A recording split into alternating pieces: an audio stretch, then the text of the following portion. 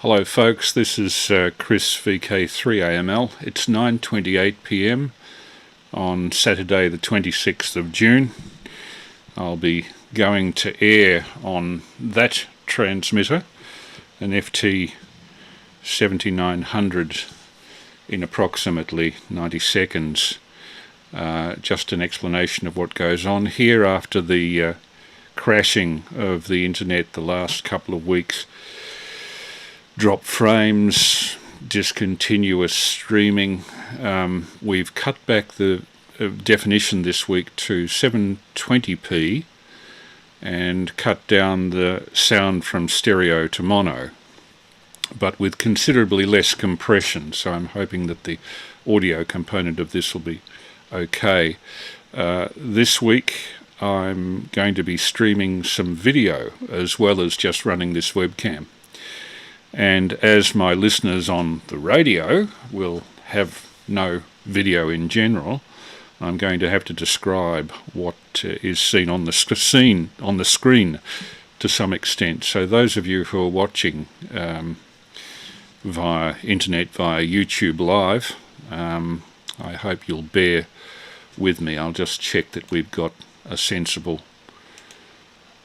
stream going out. We seem to have, and it's 9:30, so now we go on the air. Hello, this is VK3 Alpha Mike Lima with the usual Saturday night test, VK3AML. The situation with this transmission is that it really was instituted as a sort of tradition by the late Tony Sanderson, the late VK3AML, who for 36 years was a good friend of mine from 1969 onwards. And every Saturday night he would have crossbands and cover different topics. Later on, Dave, VK3ASE, from about 1980 to last year or thereabouts, was transmitting on Saturday night for material of interest to amateurs, read from old magazines and old radio contacts played back. So now it's my pleasure to carry on the tradition of the Saturday night test transmission from 9:30 p.m. until about 11 p.m, when we'll take callbacks on this frequency that I'm transmitting on, 147.475, and on the text box in YouTube Live. I'm actually live streaming at the moment, and it seems that we've got no drop frames this week, which is a surprise. Not really. I've done a lot of testing and jiggering about of transfer rates and audio streams and such, so things should be a bit better this week.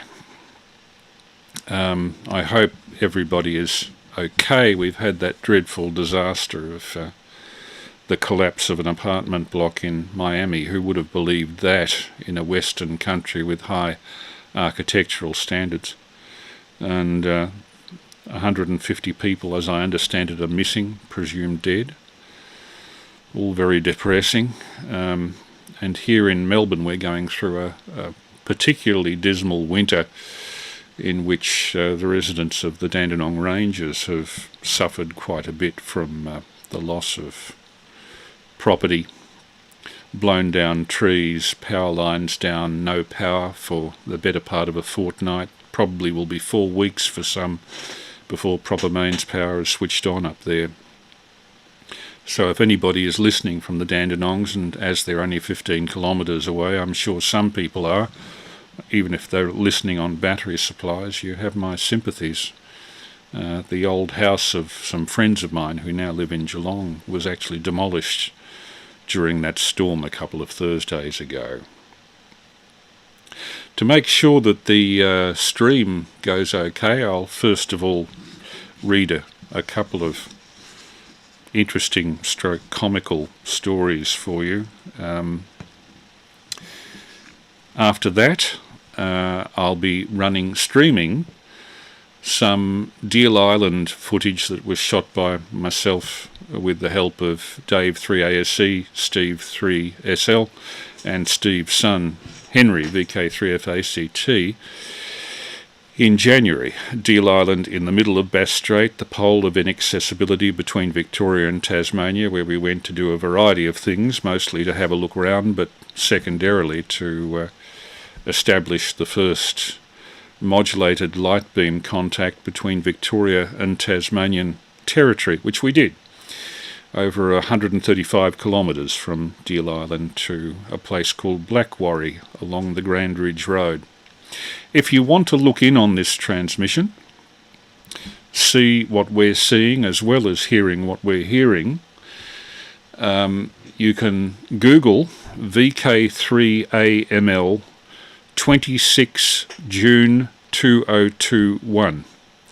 That's Google VK3AML 26 June 2021.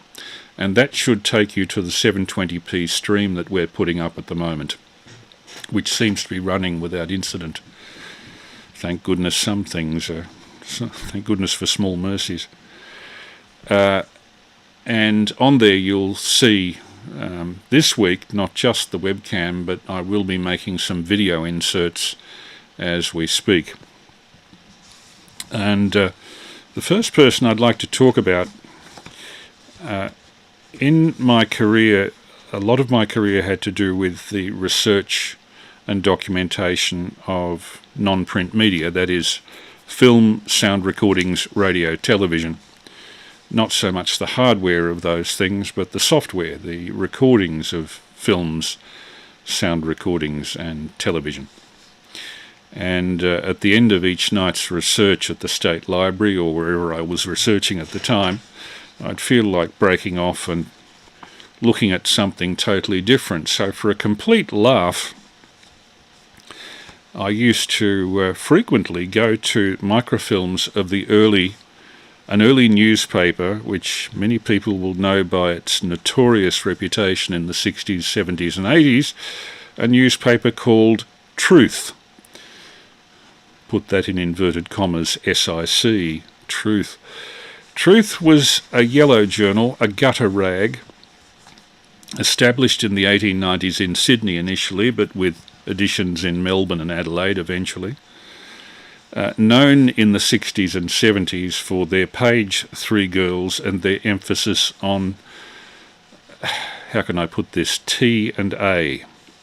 Apart from the fact that they probably had the best form guide for people who are into racing and gambling, and my father used to put 20 cents each way on a horse race in the 60s, and therefore used to buy his weekly Truth to find out which horses were racing.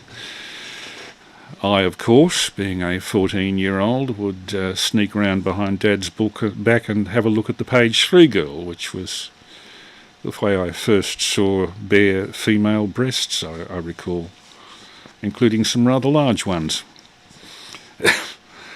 But one of the Truth newspaper's first proprietors, notorious one, was a man named John Norton. Now, I'll just bring up, if I can, a picture of the said Mr. Norton. I'll just minimise my screen there. Oh, bring that down. There we go. That is Mr. John Norton. And I'll read you the biography of Norton by a subsequent editor of the Melbourne Truth called Mark Day. John Norton was a passionate drunkard whose megalomania led him to seek power through politics and the press. He created Australia's first national newspaper with state editions and became a highly successful publisher, but his personal excesses limited his political impact on a young nation. Norton was born in 1858 in Brighton, England. He claimed to be illegitimate, perhaps because his father, a stonemason, died before his birth. His mother remarried, and Norton claimed to have been brutally treated by his stepfather. After a lonely boarding school education, he went on a walking tour of Europe. Actually ran away from home. Just hang on a sec. I'm just checking my stream. There we go. Norton migrated to Australia in 1884 and was soon making a name for himself as a reporter on the evening news, while at the same time proselytising about the emerging labour movement. His passionate propaganda for workers' rights earned him a place as an official New South Wales delegate to trade union congresses at London and Paris in 1886, and in 1888 he co-published a book, The History of Capital and Labour in All Lands and Ages, quote unquote. In 1889 he was appointed editor of the Newcastle Morning Herald, but after being observed rolling about on the floor of his office singing hymns, he was soon dismissed for repeated episodes of drunkenness. He joined the new weekly publication Truth, established by... Oh, good heavens, I'm getting multiple notifications of colour scheme changes. I don't know whether that means anything to my stream. I don't think it does. Truth was established by two radical politicians in New South Wales, William Willis and William Paddy Crick. It served up a racy mix of sport, crime and scandal from the divorce courts, and Norton quickly took over as editor. Repeated drunkenness again cost him his position, but when Willis was sued for publishing an allegedly treasonable letter, he denied responsibility and nominated Norton as part owner. Ownership of the Truth remained obscure until 1896, when, after several bouts of litigation, Norton emerged with full ownership, probably as a result of his blackmail. Having acquired Truth by fair means or foul, Norton turbocharged its already racy formula by making its crime and divorce court reporting, and I'll leave that notice up there, push it to one side, even more sensational, and using it as his own pulpit, skewering opponents, highlighting inequity and injustice among the working class, and promoting his political ambitions. In 1898 he was elected to the Sydney Municipal Council and the New South Wales Legislative Assembly, where he was an almost constant presence until 1910, although frequently drunk. He twice stood for the Australian Senate, but failed to be elected. Norton's political aspirations meshed well with his publishing and often led to a virtuous circle where his misadventures provided gripping copy for his own news columns. When the Sydney politician and solicitor Dick Marr took umbrage at a published insult, Norton labelled him a premier perjurer of our public life and the champion criminal of the continent. Marr accosted Norton in Pitt Street and attacked him with a horsewhip. Norton pulled a revolver and fired 3 shots, but was too drunk to find his mark. The resulting court case was reported in explicit detail. Marr was fined £5 and Norton was acquitted. Norton also defended many of his own defamations and filed his columns with long and loquacious addresses to the court, often embellishing the original libel. When he lost one case, he sued his lawyer, alleging negligence. The early success of Truth in Sydney emboldened Norton to expand. He launched editions in Queensland in 1900, Victoria, South Australia and Tasmania in 1902, and Western Australia in 1903. Truth became immensely popular among the working class, attracting a huge following of readers drawn to Norton's larrikin and alliterative style, and his abuse of those in authority. Gosh, we're getting so many of these notices of Windows has detected your computer's performance is slow. This could be because there's not enough resources to run Windows Aero colour scheme. Well, We'll take that down and we'll go back to webcam if I can. There. Good. And this is where it gets interesting. In 1900, he described Queen Victoria as flabby, fat and flatulent, and accused Governor-General Lord Dudley of libidinous lecheries and lascivious lapses. But he also campaigned for much-needed social reforms, including demanding more hygienic handling of the nation's milk supplies.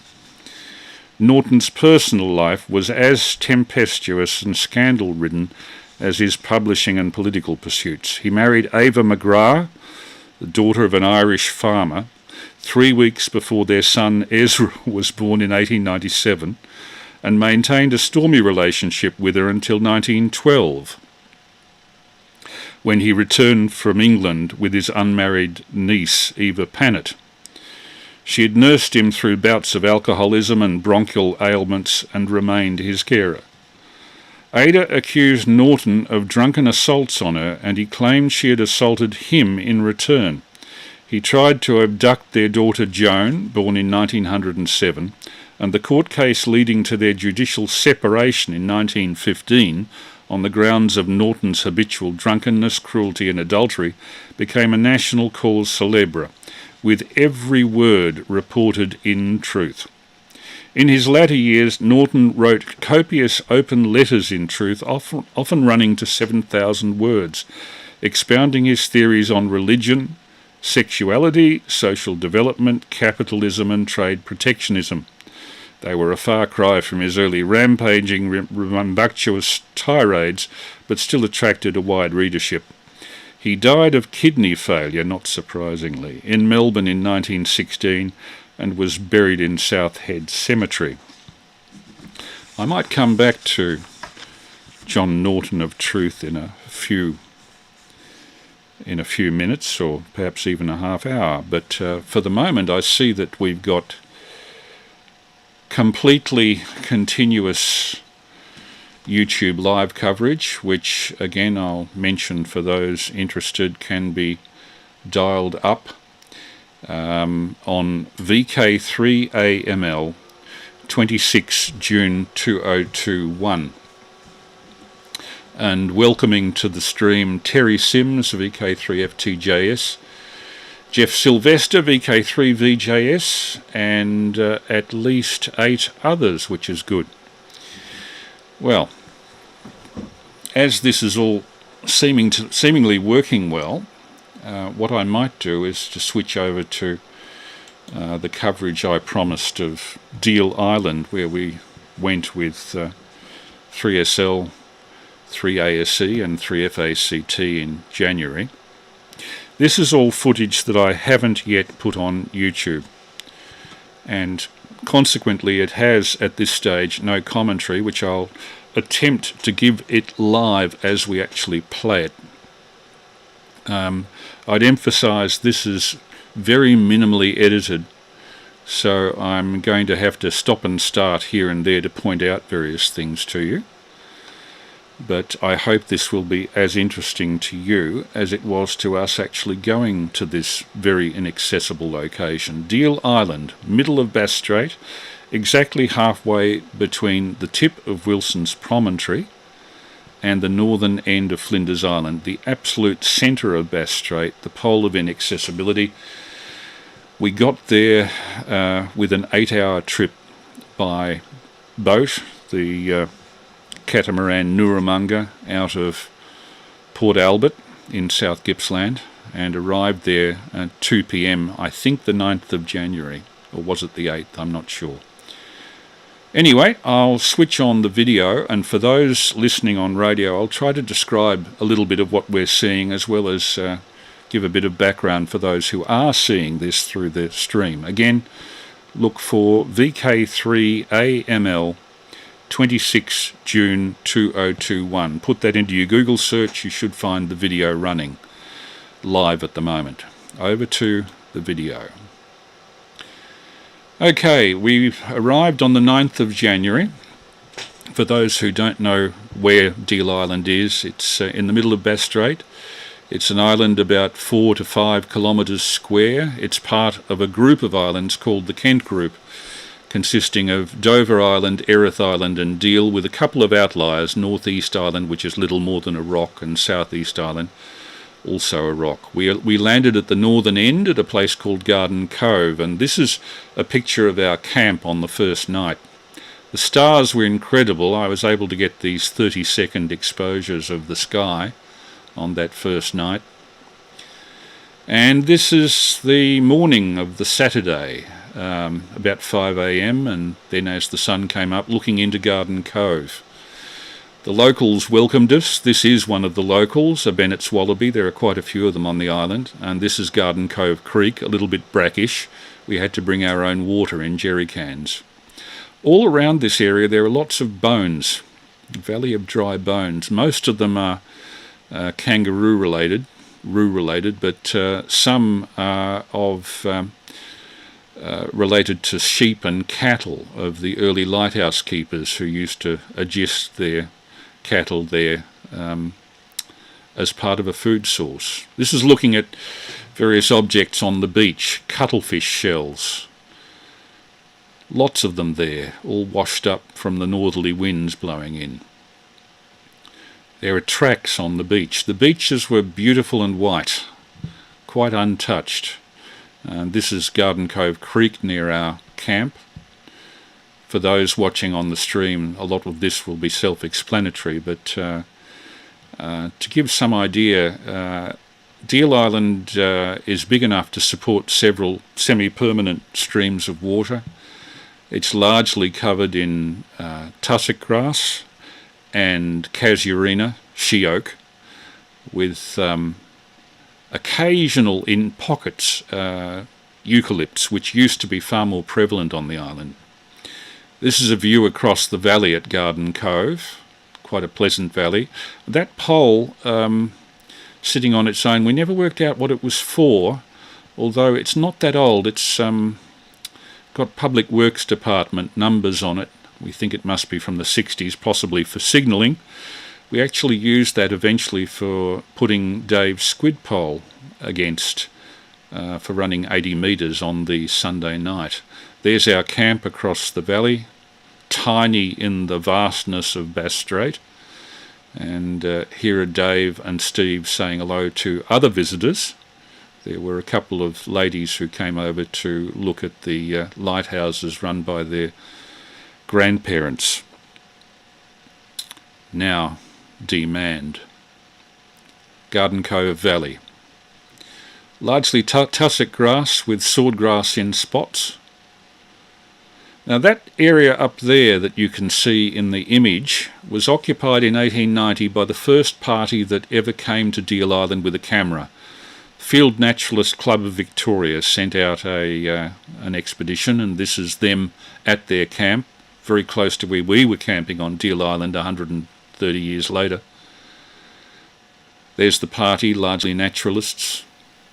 The party's photographer was A.J. Campbell, as you see there, quite a talented amateur photographer using glass plates, which are now held by the Museum of Victoria with copies held by Field Naturalist Club. That's what our camping site looked like in 1890. It's a lot barer now, as you can see from this modern comparison shot. The island is home to many Cape Barren geese.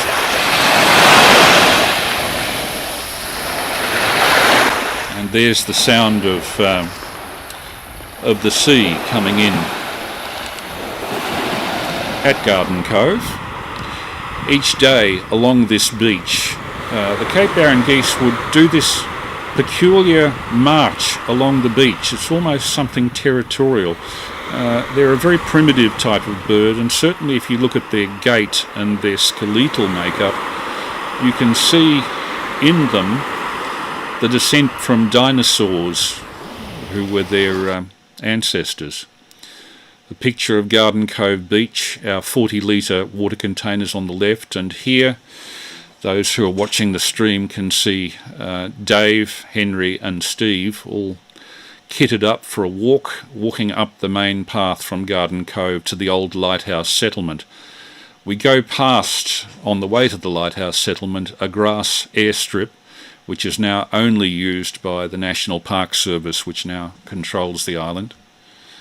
And I suppose the only other users of that airstrip are the Cape Barren geese, who feed on the grasses there.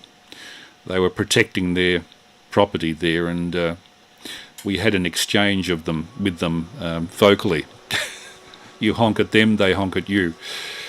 This spot, high up, about 150 metres above sea level, is called the Telstra Seat, and this is the only point on the island at which you can get telecom contact with the mainland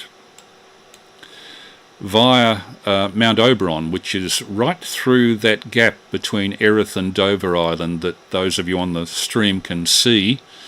You're aiming straight at Wilson's Promontory through that gap, and that's how, in that one spot, they can get mobile phone coverage. Moving up now towards the lighthouse settlement, these oil tanks used to supply the diesel generators for the station, but the diesel has been outmoded because now, if you look over the gate there into the lighthouse settlement, on the right you'll see a wall of solar panels, something like 70 feet long. This is a comparison shot that you're looking at, the oldest surviving photograph of the lighthouse settlement, taken in November 1890. And most of those buildings, particularly the one on the left, the original lighthouse keeper's cottage, is still there. The cottage was built in 1848. It's largely unmodified. It's much the way it was, except that other buildings have now taken its place for residential purposes, and the old lighthouse keeper's cottage is perhaps appropriately now run as a museum.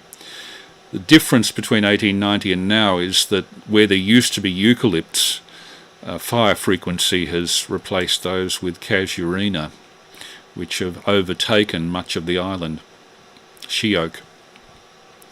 Here Dave and Steve are standing looking at the wall of solar panels. Originally, when we booked to go over to deal with the National Park Service, we dealt with a very cooperative ranger named Wayne Dick, based on Flinders Island, who gave us access to power from this solar outfit, to water, to refrigeration, and to bunks. All we had to bring was our own food and bedding. But unfortunately, Wayne left his position at the end of 2019 for reasons best known to the National Park Service. All of those facilities were withdrawn, so that we had to completely re-equip and bring our own tents, support, water. Had no access to electricity except that which we could generate ourselves with our own solar panels. And so we were a little bit cheesed off, I must say. But at least we got there eventually, even though it might not have been in the comfort we wanted. But those solar panels, from the point of view of the resident couple who were at the lighthouse keeper's settlement, more than supply enough for all of their 240 volt needs. They very rarely need to use the diesel generator for top-up. This is Steve at the gate to the lighthouse track. It's a 4-kilometre track that goes up to a lighthouse, fairly steep in parts. It goes to the lighthouse, which is on the highest point of the island. On the way, we were greeted by these Cape Barren geese in a local pond, who honked us out of the way. They're highly territorial, even to humans. And next to this little pond, Steve paused and he said, "Get a photograph of me with a light beam unit." So he held it up high, and this is a commemorative shot that those of you on the stream will see. The stream, by the way, for those on radio, is VK3AML 26 June 2021. Google that, you should find the video that we're running, VK3AML 26 June 2021. So that's Dave, Henry and Steve on our way up to the lighthouse, which is about 4 kilometres from the settlement that you can see in the background, the old lighthouse keepers settlement. In those 4 kilometres going up the track, you see the side tracks to Squally Cove. Dave actually went down there and shot some video. Most of the track is dirt track, and fairly heavily covered with she-oak fronds, which make it a bit slippery. I fell over a few times. Fortunately didn't damage anything major. I had a pair of $2 reading glasses in my pocket and fell on those.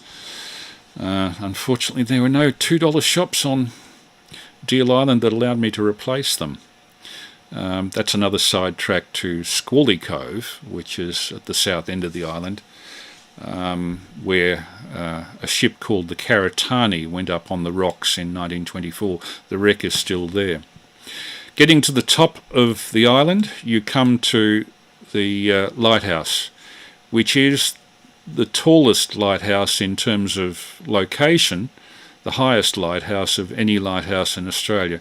Was built there in 1848 under the assumption that the higher they built it, the further away it could be seen. What they didn't take into account were the convection cloud caps that occur on top of a mountain that high in the middle of Bass Strait frequently. So this, about one night out of 3, this light was actually invisible, limiting its usefulness. These days it's been replaced by lighthouses further down. Another shot of the lighthouse with the generating shed next to it. This view, looking north from the lighthouse, which is at 300 metres above sea level.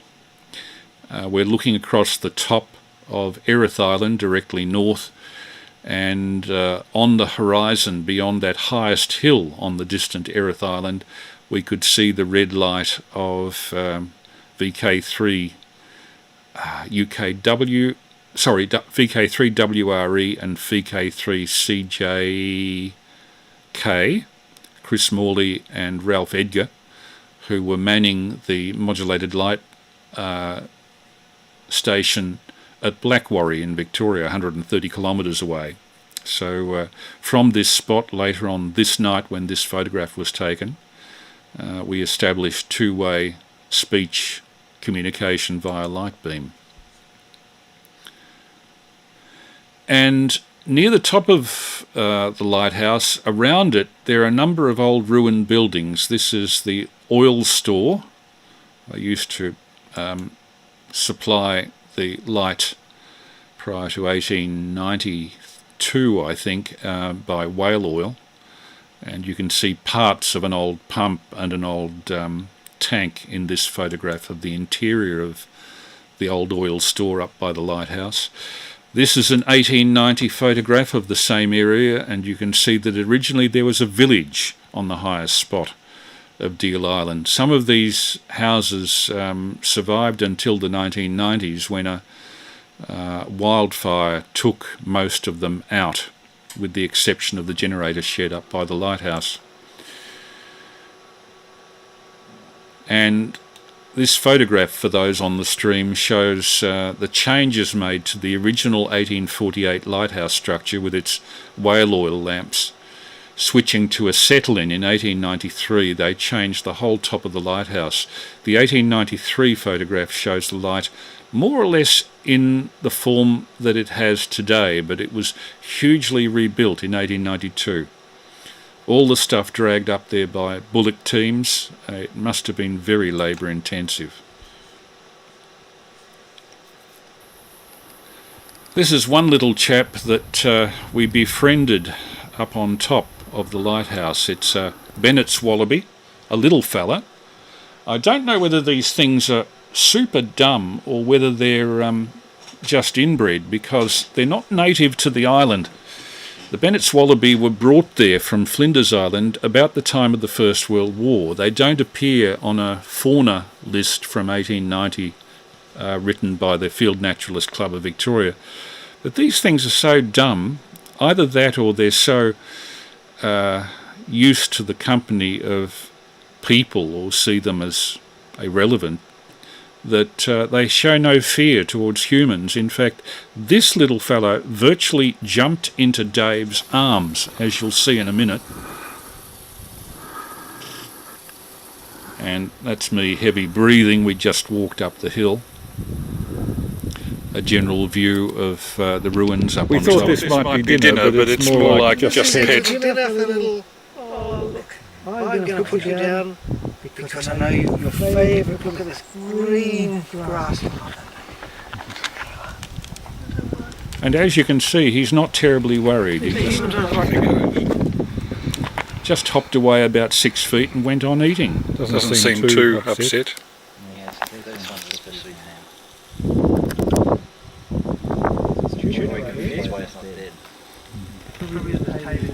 This is us having a chat up by the lighthouse. This just shows how easy you live on this. Yeah. Cute little fella. Bennett's wallaby. There are no wombats on the island that I'm aware of, just these little fellas. I believe there were rabbits or hares at one stage. This is a view of the light as the sun was slowly going down. We were waiting for nightfall, and finally, after all of the light beam tests were through, the boys insisted on taking a photograph of me standing beside the modulated light unit. Virtually no sleep for 2 nights. Windburned, very sunburnt, extremely tired.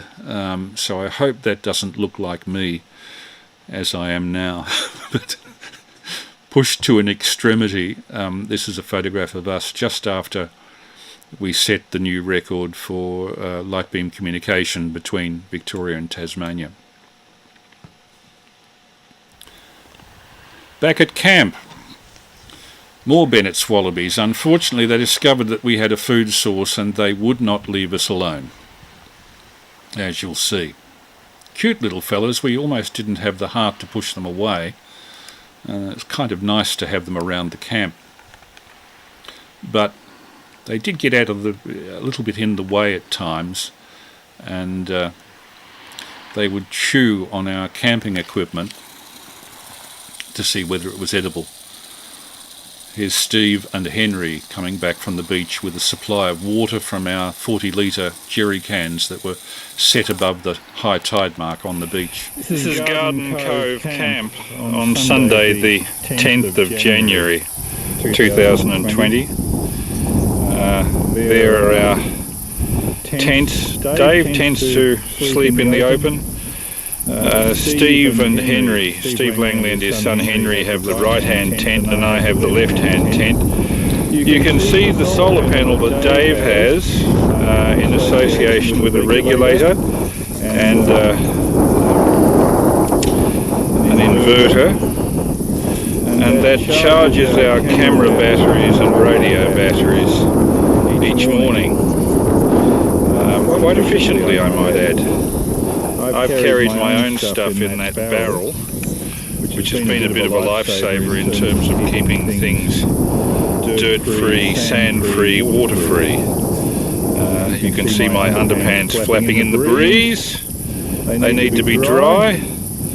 So that's our clothes rack, as it were. That's my tent there. Dave and Steve are currently down on the beach, which is down there. A lady and her daughter, whose grandfather was a lightkeeper at Deal Island, is occupying that tent down there.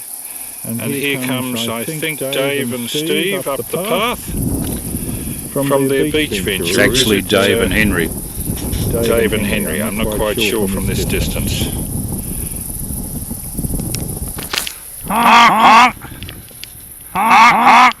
Here you can see the reaction of the very territorial Cape Barren geese, who were honking us, so we honked them. And they do react. This is a place called the Telstra Seat on the Garden Cove track, where we've set up a temporary ham station 70 centimetres, 2 metres, using this setup, an FT7900, powered off 7 amp hour gel cells, it's not gel cells, lithium cells, and you can see we've got a VX50 there, a VX50 2 metre 70 centimetre antenna. That's a caravan TV antenna mast lashed to this seat called the Telstra seat, so called because it's one of the few places on the island that has contact with internet and Telstra 5G. So this is where we were doing all of our high power 2 metre 70 centimetre stuff.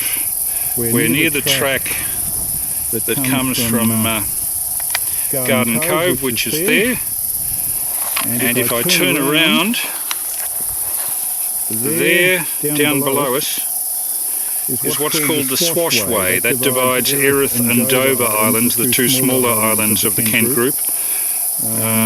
Murray Pass in front of them, and right in the distance you might just be able to see the mountains of Wilson's Promontory, somewhere between 60 and 80 k's away. Mount Verica, Mount Latrobe, somewhere in there, Mount Oberon.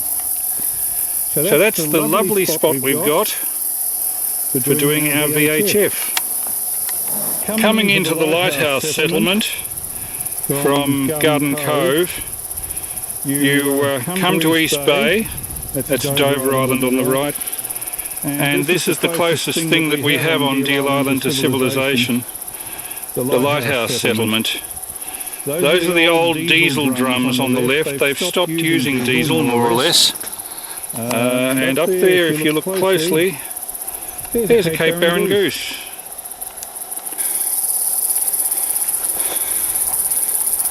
Coming into the old lighthouse settlement.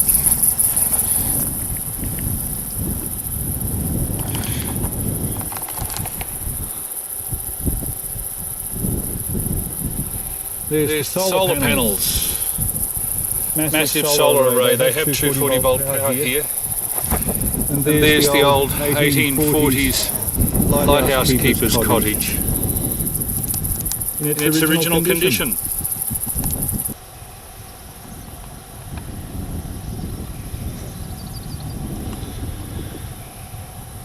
That cottage is largely unmodified from its original condition in the 1840s. Fascinating survival, and the oldest, I believe, lighthouse keeper's dwelling to survive anywhere in Australia. And the Cape Barren geese are everywhere. Should the old light station.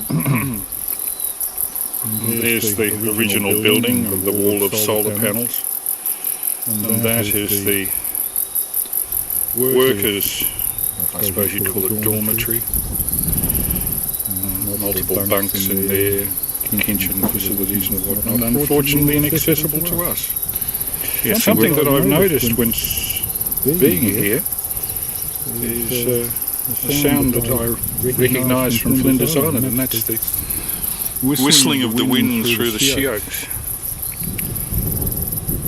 which you may be able to hear in the background behind me.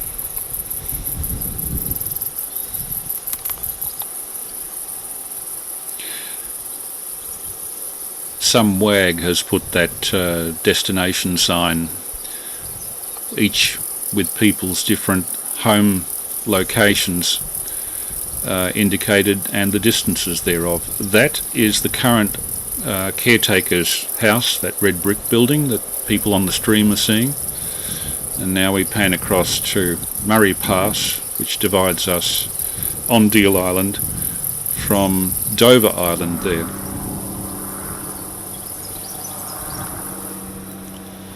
Looking back towards the caretaker's residence, more Cape Barren geese. I couldn't get them to move when I was shooting this video. Honked a few times. The radio room. Now this will be of interest to people on the air. There was extensive radio facilities installed initially in 1926, and this was for all those years the room where communications were done. and where the young people of the settlement, the sons and daughters of the lighthouse keepers, would do their School of the Air, remote area learning. The radio room, and indeed the whole settlement, has a lot of vintage gear on display. It's a curated museum site by the Queen Victoria Museum in Launceston. And this particular room, of course, lots of communications gear. The original telephone that linked the settlement with the lighthouse 4 kilometres away. And here is the original 1848 vintage building, made of stone with local mortar. Seems to have lasted extremely well when one considers that a lot of that woodwork is 173 years old. And I'm taking people on the stream for a tour of the interior of what's now called the Kent Group Museum, the old keeper's cottage. This is the back door. We're going in. Tools on the bench there, including portable battery supplies for this and that.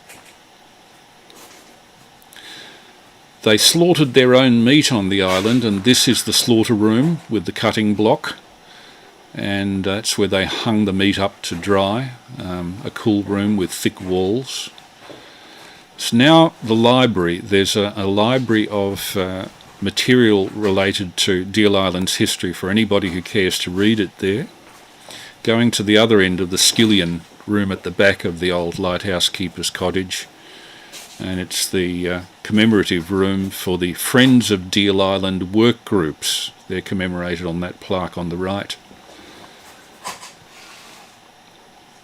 Friends of Deal Island is set up under the auspices of the Tasmanian National Parks and Wildlife Service, and they now appoint people on a 3-month stint to staying on the island, usually a couple, usually early in retirement, and usually with farming skills. The roof is still shingle underneath the ripple iron, as you can probably see. Turning into the main living room of the 1848 vintage keeper's cottage, you'll see that it's set up with very extensive museum displays. This is one of the most interesting remote area museums I think I've been in.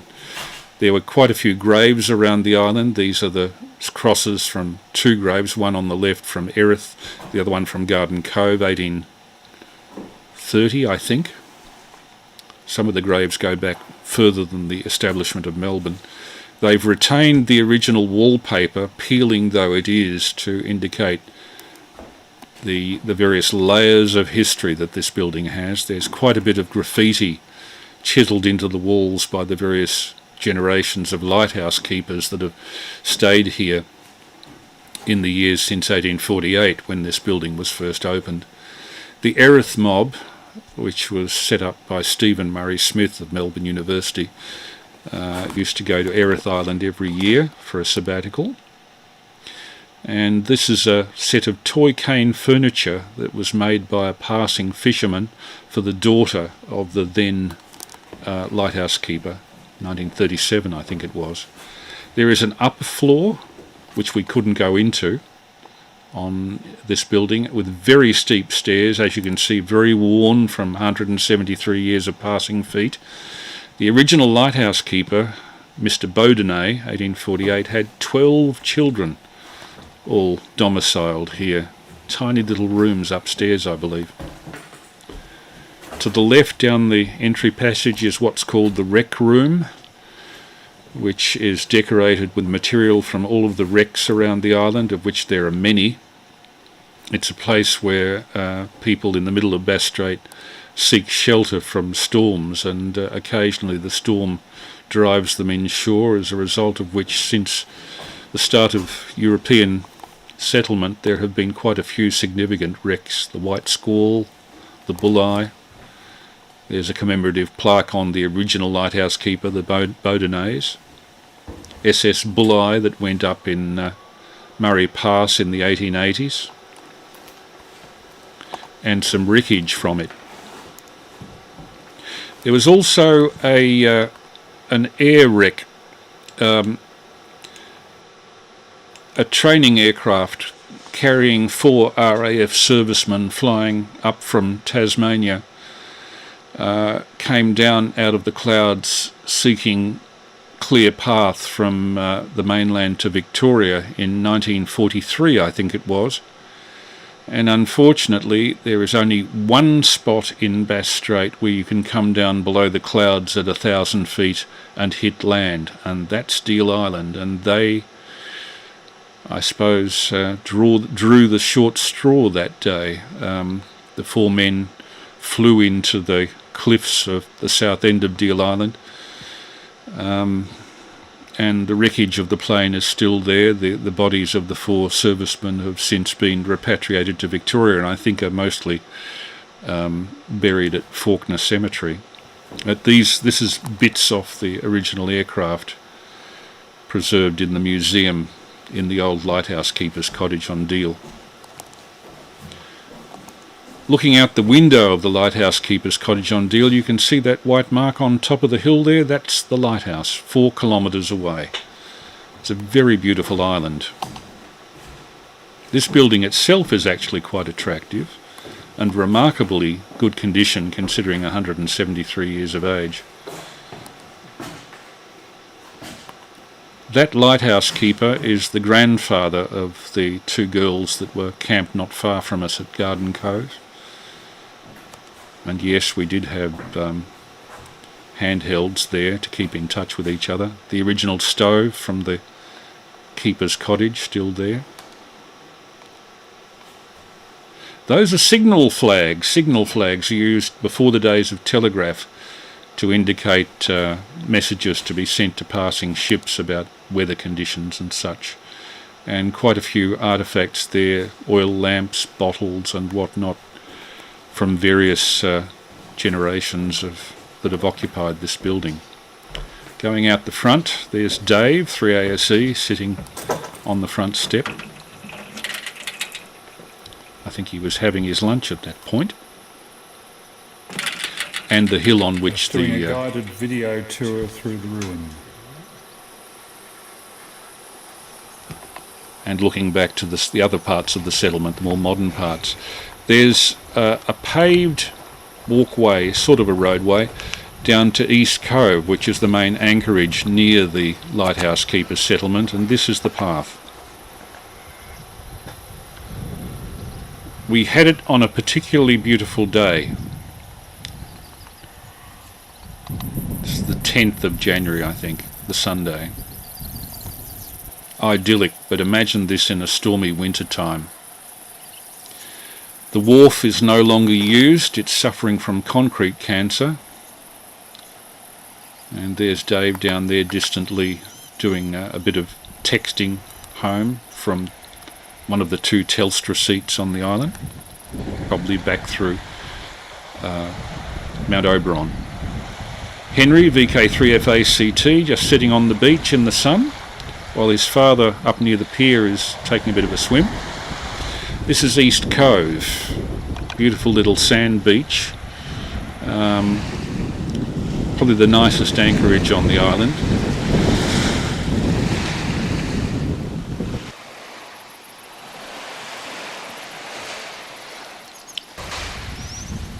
And near East Cove there's a rather nice gas barbecue. The jetty is now unsafe. It looks okay, but apparently the piles are about to give way.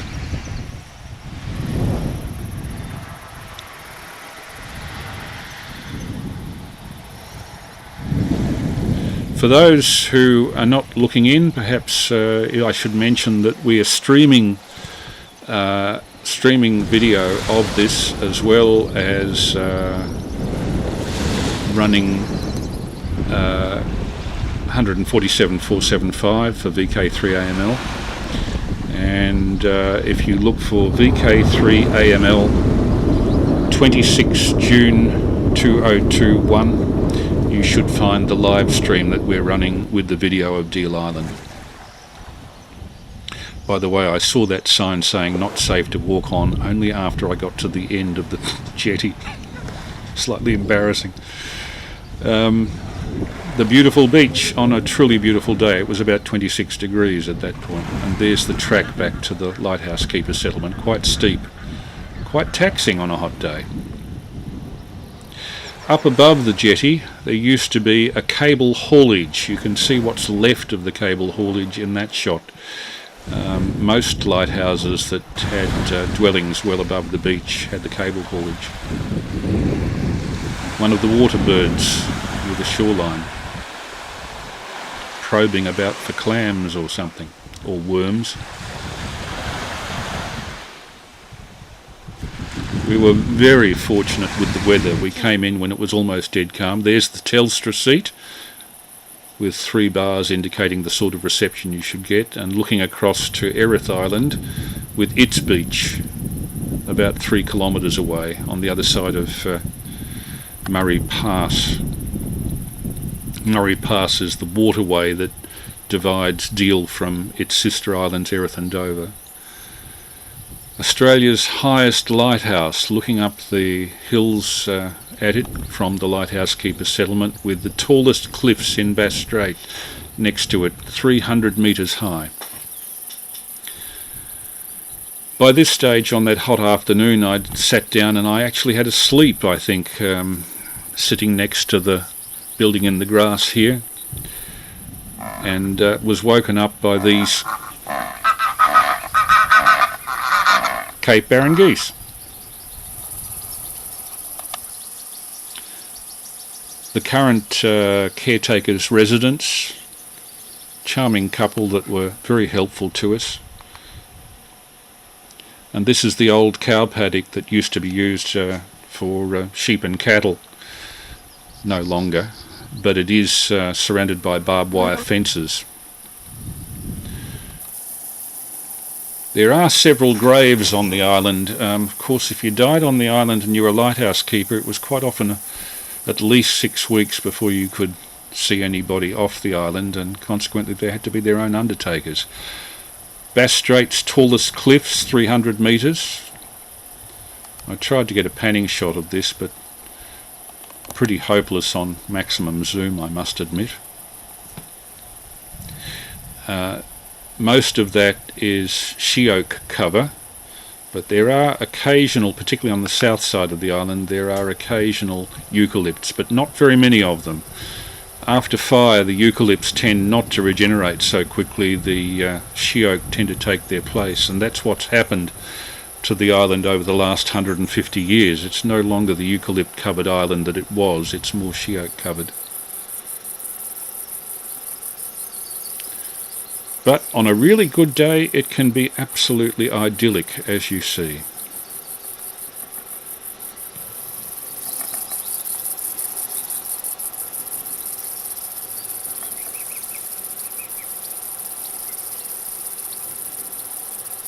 You'll hear the Cape Barren geese grunting. That's them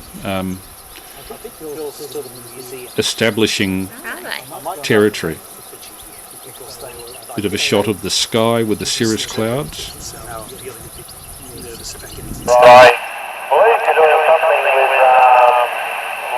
Now, this is somewhat interesting. This is at the VHF station that we established at the Telstra seat, about 150 metres above the water.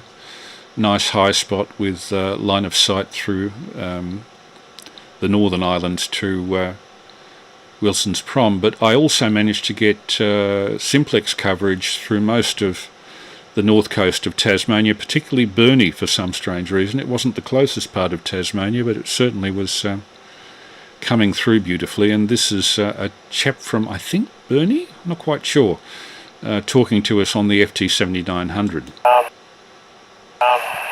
Justin VK3AML Westgate, so I think I've seen something similar across that stadium. I'm not sure if it's the same thing you guys are doing, but good for you guys to get out there, and I'm glad you got some decent weather. VK3AML, VK7 Echo Victor. And going from the position where we had that VHF station, we pass the aerodrome, and here we are back at our camp. Came back to me. And you can see scattered about there, Dave had brought 2 solar panels, about a metre square each. He had them working through a high efficiency inverter that was providing 240 volt power quite comfortably in full sunlight, and that was charging our lithium batteries. Really, you have no concept, most people would have no concept of how lithium battery technology really has revolutionized portable work on camping expeditions such as this. So with this very simple setup, lashed up as it appears to be, nevertheless very workable, we had 240 volt power at our remote campsite thanks to VK3AML. Back to the video.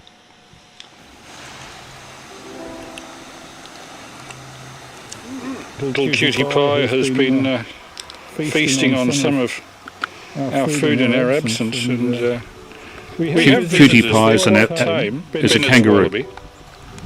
I believe these were introduced to the island about 1910 or something like that. And now we've got 2 visitors, so I hope they don't leave any ticks behind, but anyway. They have more right to this place than we do. VK3AML is preparing for tonight's 80-metre transmissions over on the other hill. You can see him there, tying off one end of the 80-metre dipole. As you see, we trace it back, and we find... Hang on.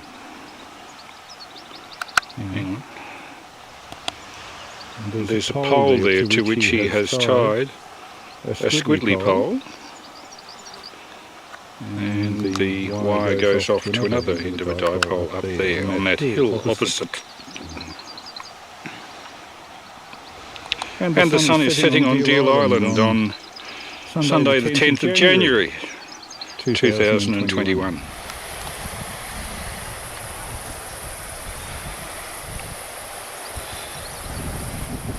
I'm showing general views of our camping spot here, and you can see runabouts in Garden Cove. We weren't alone. I don't know whether this will capture it, but the sound of wind in the she oaks is something quite haunting, something I remember from my youth on Flinders Island.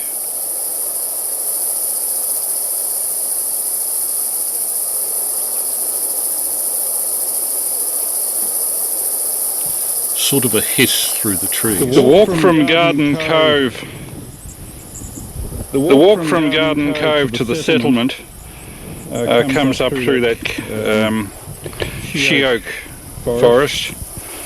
We go through this gate here into the old airstrip. The only problem in summer is the old airstrip is completely unshaded and rather unforgiving to walkers trying to avoid the sun. The airstrip from the upper gate, it has an electric fence solar powered around it to keep the kangaroos out, otherwise they can't land planes here. Pardon the jerky walk towards the gate. There's the airstrip towards the northeast and towards the southwest. You can hear the thumping of the electric fence. This is the operating position on the bench we've been using. You can see my FT7900 there, and we have an antenna which is designed for reception from caravans, holding an antenna up the top there, which I won't concentrate on. And you can hear the Bass Hill repeater there, which is coming through that gap between Erith and Dover. I'll have to reshoot this. Which is coming through that gap between Erith and Dover Island. You can see the mountains of Wilson's Promontory on the horizon, Mount Verica, Mount Latrobe and Mount Oberon. I'm not quite sure which are which. Oberon isn't the highest.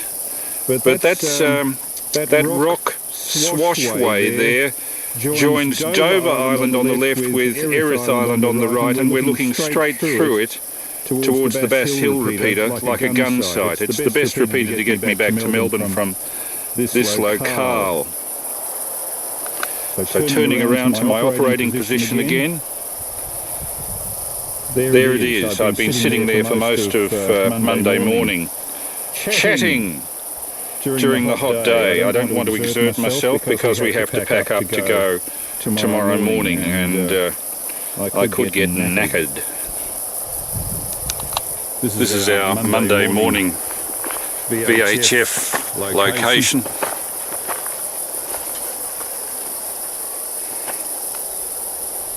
And yes, there's a Baofeng in the box.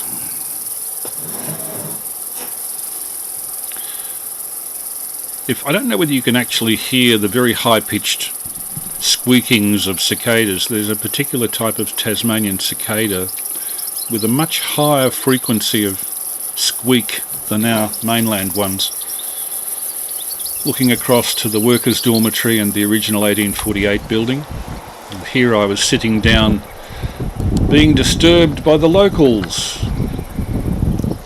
the geese.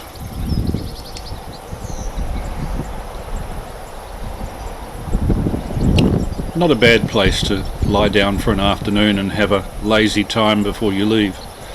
By this time we'd done all of our radio work and our light beam work, and we were just taking in the sights, lounging.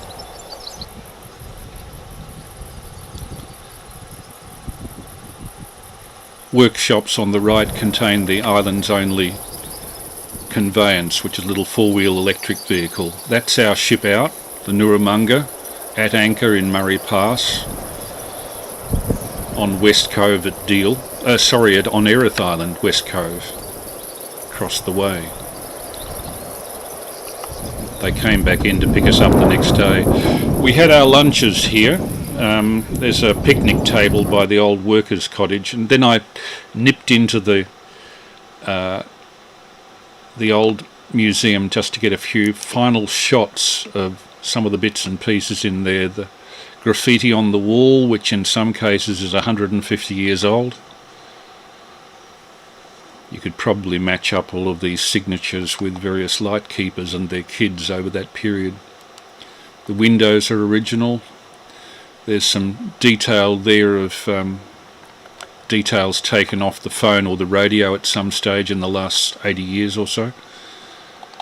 All layers of wallpaper. That's the original rope ladder up to the upper story. This is a final shot of the group, with the exception of me behind the camera, outside the 1848 vintage light keepers station. Henry on the left, Dave VK3ASC in the middle, and Steve VK3SL on the right.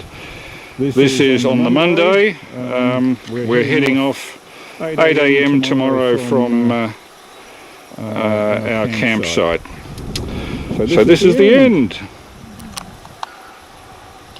A final look around the lighthouse keepers compound. It's quite a haunting place, actually. Hauntingly beautiful. You wouldn't credit that a place like this, an outpost, could be so incredibly well organised. The next day was really rather miserable. Very windy. We had about 15 minutes of rain at about 2 in the morning, and Dave, sleeping in the open, found that fairly unpleasant. It was quite cold. At this stage, it's before dawn, and here comes the Nurumunga to pick us up. Nurumunga is a very stable catamaran that does this trip out to Deal Island more regularly than any other vessel. It's skippered by Wyn Hobson and his wife Carol out of Port Albert. I can't speak too highly of their services. They didn't charge us a huge amount as we were coming along with them on a trip that they wanted to do themselves, so that they just wanted a few more bums on seats to defray expenses. So we got the trip for, I think it was $250 return for each of us, which was rather good. And this is our Argonauts, Dave, Henry, Steve, with Cherie, who is the lighthouse keeper's granddaughter, and her daughter, all waiting for, I wouldn't say rescue, but for a return to the mainland. Wyn and his crew are here putting down anchor, and here comes Wyn in his inflatable, a thing called a Zodiac. and he was battling a headwind. Normally that inflatable is carrying our gear as well as 2 hefty bods, but driving it into shore against a headwind, it almost could flip over. The one thing that Wynne cautioned us against was that he did not want us to walk too much sand back onto his boat, because it takes a lot of effort to vacuum it up. But we're on a beach, what can you do? All we could do was dust off the gear as we put it into the inflatable. Here we come. And Wynne lands on the beach, pulls the outboard motor up. And the boys hold the boat steady while we load it with goods. I think there were about 3 or 4 trips that Wynne did with 2 of us each time back to the Noarlunga. So the disembarkation from Deal Island took about half an hour. The sound of the waves from Garden Cove. And I'm very happy to say that this week the streaming hasn't failed at all. Seems that it's been absolutely continuous. I cannot tell you how pleased I am with that result, not to mention the fact that I can now mix videos with webcam as a result of OBS software. Off goes Wynne with the 2 girls and some of our gear on the first trip back to the boat. And as you can see, the boat is very stable once it has lots of people and gear in it. The Zodiac, I should say. This was shot by me after I got run out to the Noarlunga, shooting from the Noarlunga, looking at Dave and Steve, the last to leave Deal Island, being left there on the beach with the last of the gear to go, and a little wheeled trolley that we used to carry our heavier stuff up the sand tracks. It had big inflatable wheels that wouldn't sink in the sand so much. Wind battling the wind, as you can see. It's getting up underneath that inflatable and almost flipping it. Wind's having to lean forward quite a bit to hold it steady. I hope this is making sense on our radio transmission as much as it is on our video stream. That Dave is packing up his solar panels there. And back comes Dave and Steve to the Noarlunga. Very windy day. The wind was very unpleasant. And once we were out of the shelter of Garden Cove, the waves were quite high, 1.5, maybe 2 metres. That's Wynne in the checked shirt at the back with the beard. Dave on the left in front of the boat, and Steve 3SL on the boat on the front on the right.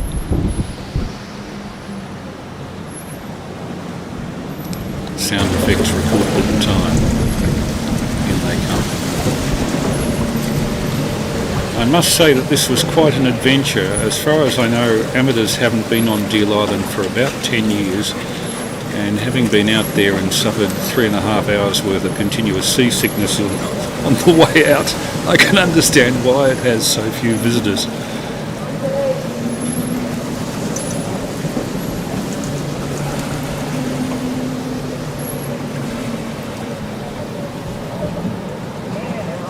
And we welcome Dave Ranson to the stream.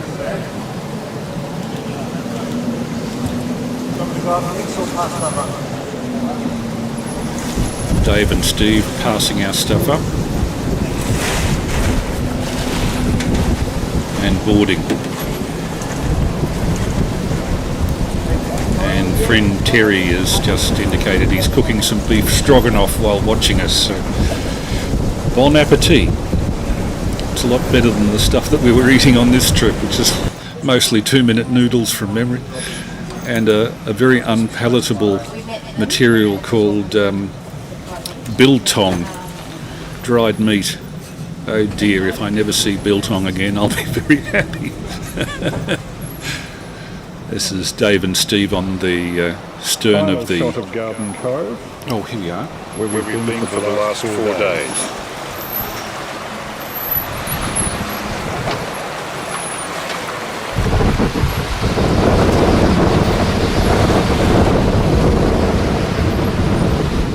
This Garden Cove was the scene of a massacre of an Aboriginal woman back in 1830, shot by a sealer who had her here virtually under slavery, looking after him. In the early days of Bass Strait, before the establishment of Melbourne, sealing caused people from Sydney town to come down to Bass Strait virtually as soon as Bass Strait was discovered by Bass and Flinders. And sealing became the first export industry of Australia, mostly in these Bass Strait sealing fields.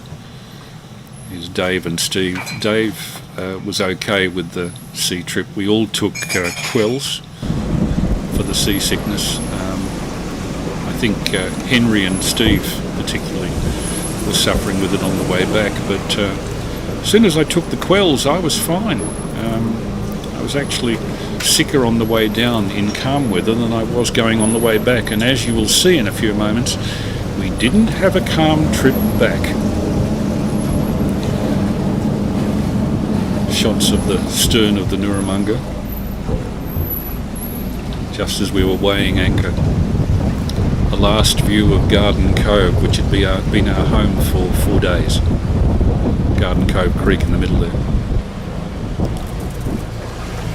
This is VK3AML, replaying videos of Deal Island on the YouTube stream, and I hope giving some impression of the trip audio-wise to people listening on 147.475. Henry VK3FACT on the left, and there's Wynn's wife Carol at the helm.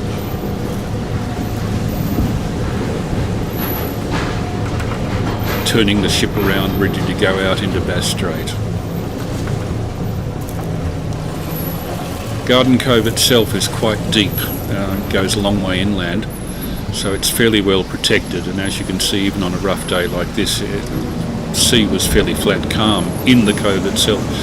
But once we get out into the strait, it's a different matter. Bass Strait is a singularly moody piece of water. Characteristic red colour of the rocks all round Bass Strait is a particular species of lichens. I've just forgotten the name of the species, but it's a characteristic of this part of the Australian coast. Flinders Island particularly, you'll see that reddish lichen on all of the granite rocks. And Deal Island itself is part of what originally was the land bridge between Victoria and Tasmania, of which now the high spots only are above water.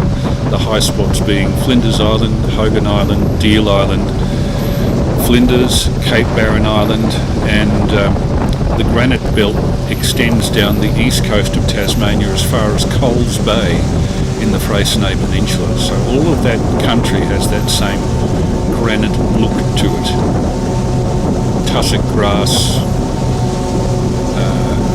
casuarina sheoak, and open eucalypt forest. And here we are heading out into the strait, and you'll see the waves build up quite shortly.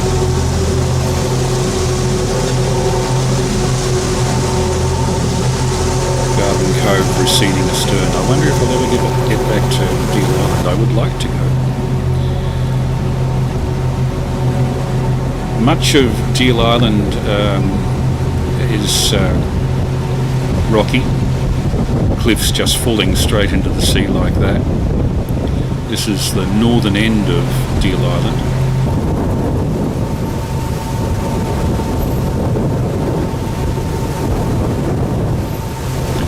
And it was a 9-hour trip back. I think we left at 8 a.m. and we got in at about 5, 6 p.m. to Port Albert after a fairly rough crossing. Certainly got buffeted around the cabin quite a lot. On the right there, beyond the rock with the waves breaking over it, is the eastern end of Erith Island, and somewhere up in the cliffs on the right there is the Great Cave of Erith, sort of a fissure that goes into the rock that has evidence of human occupation in the way of charcoal dating back 40,000 years to one of the last interglacials. Rounding the northern end of Deal Island, you get to look down Murray Pass. It's a stretch of water about 3 kilometres wide that separates Deal Island, the largest of the Kent group, from the two smaller islands, Erith and Dover. Erith has been farmed. It has had cattle on it until quite recently, and it's got a private lease on it. Dover is wild, never touched. It's far too precipitous to be easily accessible. Erith has some pasture on it. Looking into Murray Pass, just clearing Murray Pass at the moment, and soon we'll be exposed to the full force of Bass Strait. This is VK3AML testing on 147.475 megahertz, and concurrently streaming.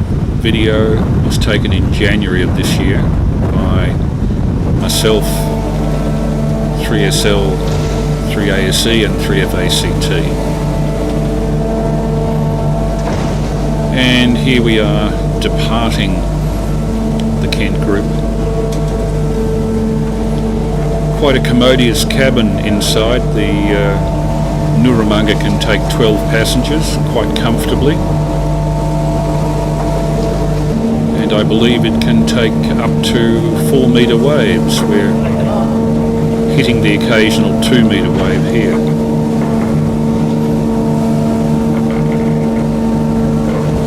There's Steve using a pair of binoculars to have a last look around the group. Henry likewise. And that's Deal on the left, our last view of Deal receding astern.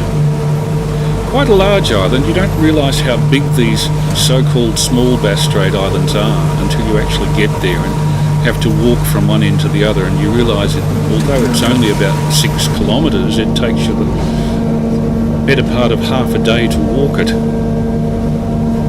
Very steep, lots to see, great variations of scenery. That last shot was taken by a special technique called BAD. There we are. I was trying to get a close-up shot of a feature called the Old Man's Head at the north end of Deal. This is the north side of Erith Island, also very precipitous. Wind taking us out into the wild waters of Bass Strait. Wind's in his early 70s. I must say it'll be a great regret to me if and when he decides to retire and this sort of excursion trip becomes impossible.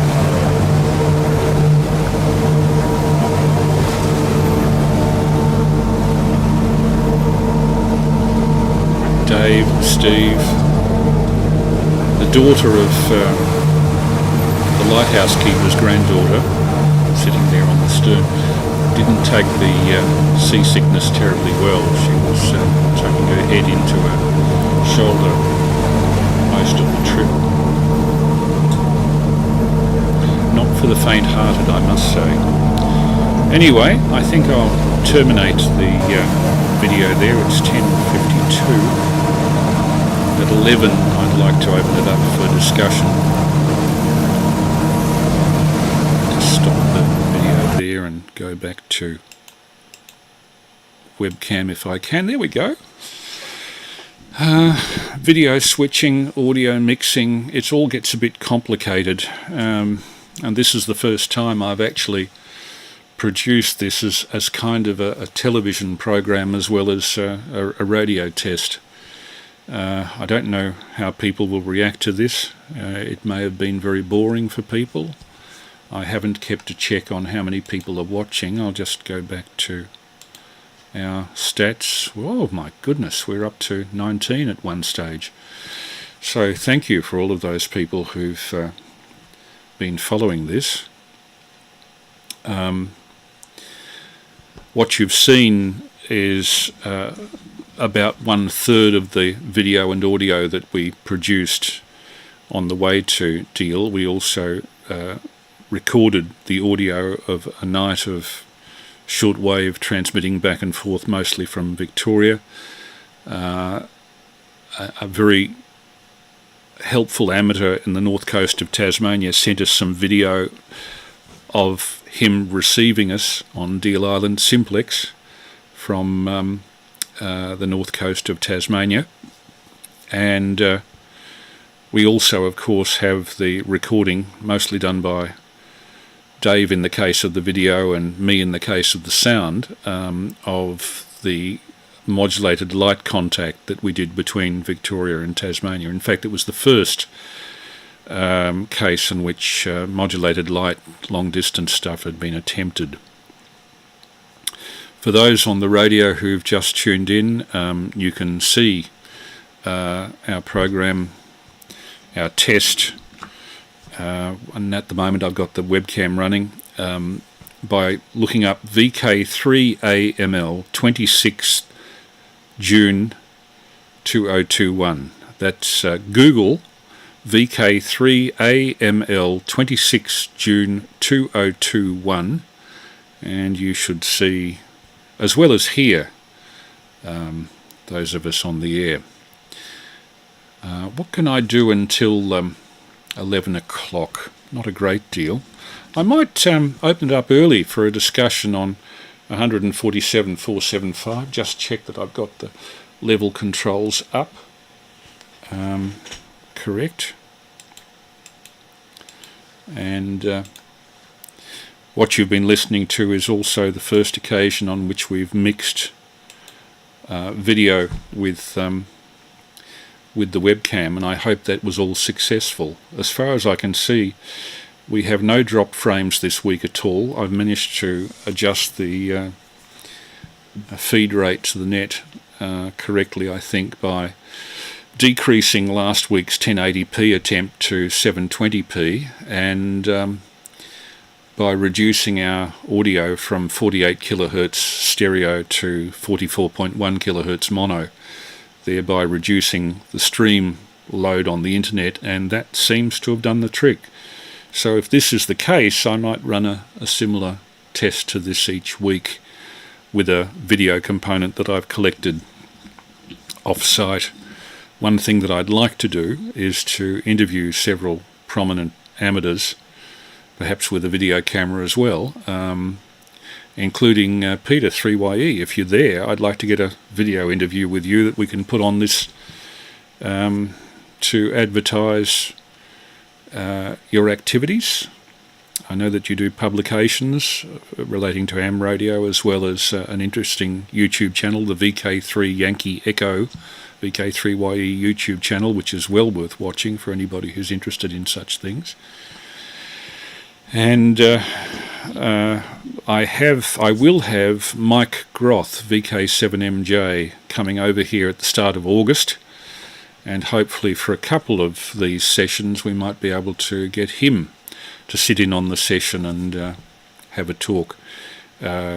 Steve, if you've ever got time on a Saturday night, or Dave 3ASC, perhaps if I bring you in on this too, so that we can get some discussions going. There's just enough room in here to fit a few people in front of the webcam, and the webcam seems to work reasonably well. So with that, I'm almost ready to turn it over to receive on 147.475. 3 minutes early, 10:57, but have we got any listeners there? I'll get my logbook out and a suitable writing implement. If I can find a writing implement, this will do. And 26 June 2021. Is anybody listening out there in the radio world? VK3AML listening on 147.475. Yes, VK3ACZ. And VK3 Echo Charlie Golf.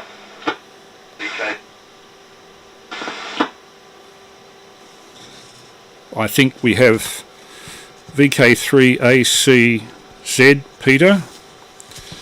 VK3ECG, Dave. And do we have VK3ACZ, VK3ECG, and I think there was one other. Do we have another breaker there? VK3AML.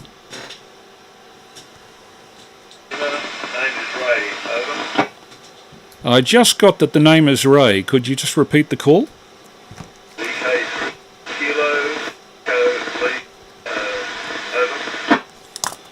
I think I got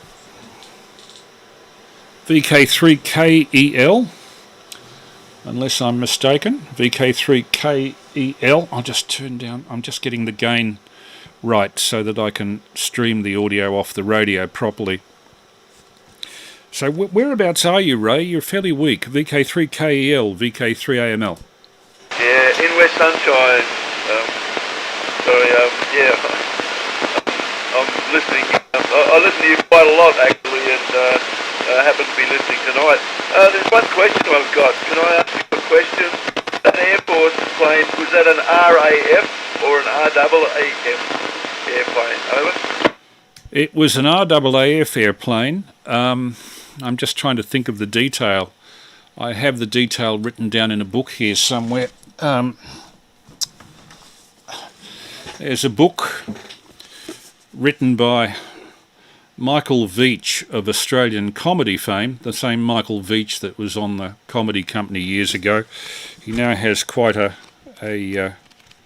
reputation as a journalist and author, and he did a book called The Forgotten Islands, which has several chapters on Deal Island. And I'm just trying to find the section where he talks about the crash. He goes into it in considerable detail. Seeing the light. If you just give me a moment, it was an RAAF craft with 4 people on board. Lonely Hill. Here we are. I'll read a little if you like. I'll get back to you, Peter and Dave, but this is worth listening to. People that visit Deal Island become aware of the crash site near the Deal Island Lighthouse. And this is Michael Veitch's description of reaching the crash site. This was indeed no bomber scattered around me in twisted, corroding pieces. What I was looking at was the remains of an Airspeed Oxford, an elegant, twin-engine little trainer aeroplane made from fabric, aluminium and plywood, built in Portsmouth, England, probably around 1940. Nearly 400 came to Australia to train pilots and navigators for the war effort, and one bright spring morning in 1943, this steep, sunny hillside became the resting place of one of them, along with 4 young men who perished in her. The war would no doubt have seemed a million miles away to Henry Ford, the acting head keeper on Deal Island in September 1943. Distant events read about in the irregularly arriving newspapers, but that was probably about all. At about 9:30 on that clear spring morning, Henry was in the wireless room near the lighthouse when the sound of aircraft engines was heard approaching from the northeast at about 2,000 feet. A little earlier, Flight Sergeant Joseph Docherty had taken off on an anti-submarine exercise from the Advanced Flying School at East Sale, Victoria. On board were his 3 crew, all young men in the latter stages of their training, and destined in all likelihood to be sent to England to fly Lancasters with Bomber Command. The nimble little Oxford, known to the crews as the Oxbox, would have made the flight over to Deal in about 20 minutes, and nothing that morning would have indicated it to be anything but a routine trip in good weather. Looking up, Henry Ford watched the aeroplane approach in a straight and level line. Then, for no apparent reason, it rolled slightly, twice, then a third time before levelling out again.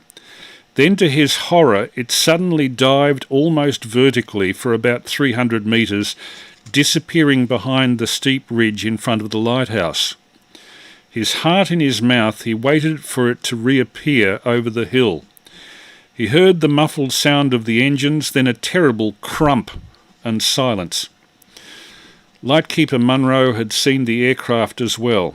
The two met up and decided to search, Munro heading to Squally Cove, Ford to the ridge behind the light. Bashing down a rocky slope through thick bush, he soon came to the wreck. The aircraft had hit nose first and ploughed a 30-metre passage through the scrub, leaving a scar and a clearing that still exists today. One airman was pinned under the wreckage, another thrown nearby. Both were dead. It's not clear whether he was able to locate the remaining two. Wearied by his journey and by what he'd seen, and with nothing more that he could do, he retraced his steps and reported his findings by radio. The Air Force was nothing if not efficient, arriving by boat the very next day to inspect the wreckage and intern the bodies of the 4 young airmen. Because of the remoteness, they requested to bury them here on the island. On the 25th, witnessed by 2 RAAF Padres, the 4 were buried overlooking the hills and the seascape of Deal Island. I believe eventually after the war they were reburied on the mainland. I hope that answers the question, Ray. VK3KEL to take first. VK3AML. Yeah, VK3AML, VK3KEL. Yeah, fine, thanks. Sorry, but just forgot your name. Yeah, the name here is Chris, Charlie Hotel, Roger, Item Sierra. Chris. Yeah, Roger, Chris. Yeah, no, yeah, very interesting. And just as you did say RAF originally, and I thought, I wasn't sure whether it was an Australian plane or a British one, so I thought I'd have to ask you. But no, very, very good. I like history of that type of thing as well, but I don't like seeing plane crashes, but in the light of things, the history is really good. Thanks very much for answering that, and I'll let you get back to the other gentleman, and thanks very much for that. Over. Yeah, thanks, thanks, Ray. It was probably a slip of the tongue. This is the first night that I've run anything more than a webcam on the video stream, and mostly we've had lots of trouble with that, getting the stream rate right for the internet speed that we've got here, which is not huge. So I really had my hands full working out levels, trying to do some sort of a cogent commentary without slips, and obviously I did slip on that occasion. RAAF and RAF is probably a little bit easier to slip off the tongue, so apologies for that. Anyway, I'll turn it round to Peter VK3ACZ for comment. Nice to hear you there, Peter, and looking forward to seeing you at the next meeting of the Sherbrooke Radio Club. VK3ACZ and group VK3AML. Yeah, VK3AML and the group from VK3ACZ. Good evening, Chris. Good morning, David. Good morning. Good evening, David. Good evening, Ray over there. And you're a 5x3 over here in Baronia, so not too bad copy. A couple of comments to make. First of all, I meant to write down that description of Queen Victoria. The 3 words, I kind of lost them. If you can dig them up off the top of your head, that's okay. Otherwise, I'll let it go through to the keeper, but I got a bit of a smile about that. Anyway, I certainly picked a very bad night not to look at the streaming of the show. I thought your verbal description was fairly good, and I consoled myself with the thought that, well, eventually at one of our Sherbrooke Radio Club meetings you're going to give a full presentation on this, and I almost feel I was there anyway because I was there for the HF callback on, what was it, the second last evening on 80 metres, and that was pretty good too. That's still a fond memory of mine. But anyway, a rather nice broadcast. It must be great to to relive it. What an adventure. I'd love to be there myself. Fascinated by the whole the thing about the aeroplane too. And yes, Michael Veitch. Unfortunately, he'll always be Kelvin to me. I don't know if you remember his comedy character Kelvin, who used to make sexual innuendo out of seemingly otherwise harmless and innocent things, but he had a characteristic funny laugh, and it was my favourite of all the characters he used to adopt on Fast Forward, I think, and then Full Frontal. But anyway, yeah, good quote of his. Anyway, enjoyed listening tonight as always, and I really smashed some brilliant DX today. I'm rather proud of myself. I'll tell you about that in subsequent overs. But anyway, I'll let you hand it over to David and see what he thought about tonight's broadcast. VK3AML in the group from VK3ACZ. VK3ACZ, VK3AML. Yeah, it was John Norton did an editorial that ran to about 7,000 words in 1896. This is actually while Queen Victoria was still on the throne. I have a copy of it here. I'm actually holding it up to the webcam. And it was the subject of the first and only trial for sedition that ever has occurred in Australian history, in which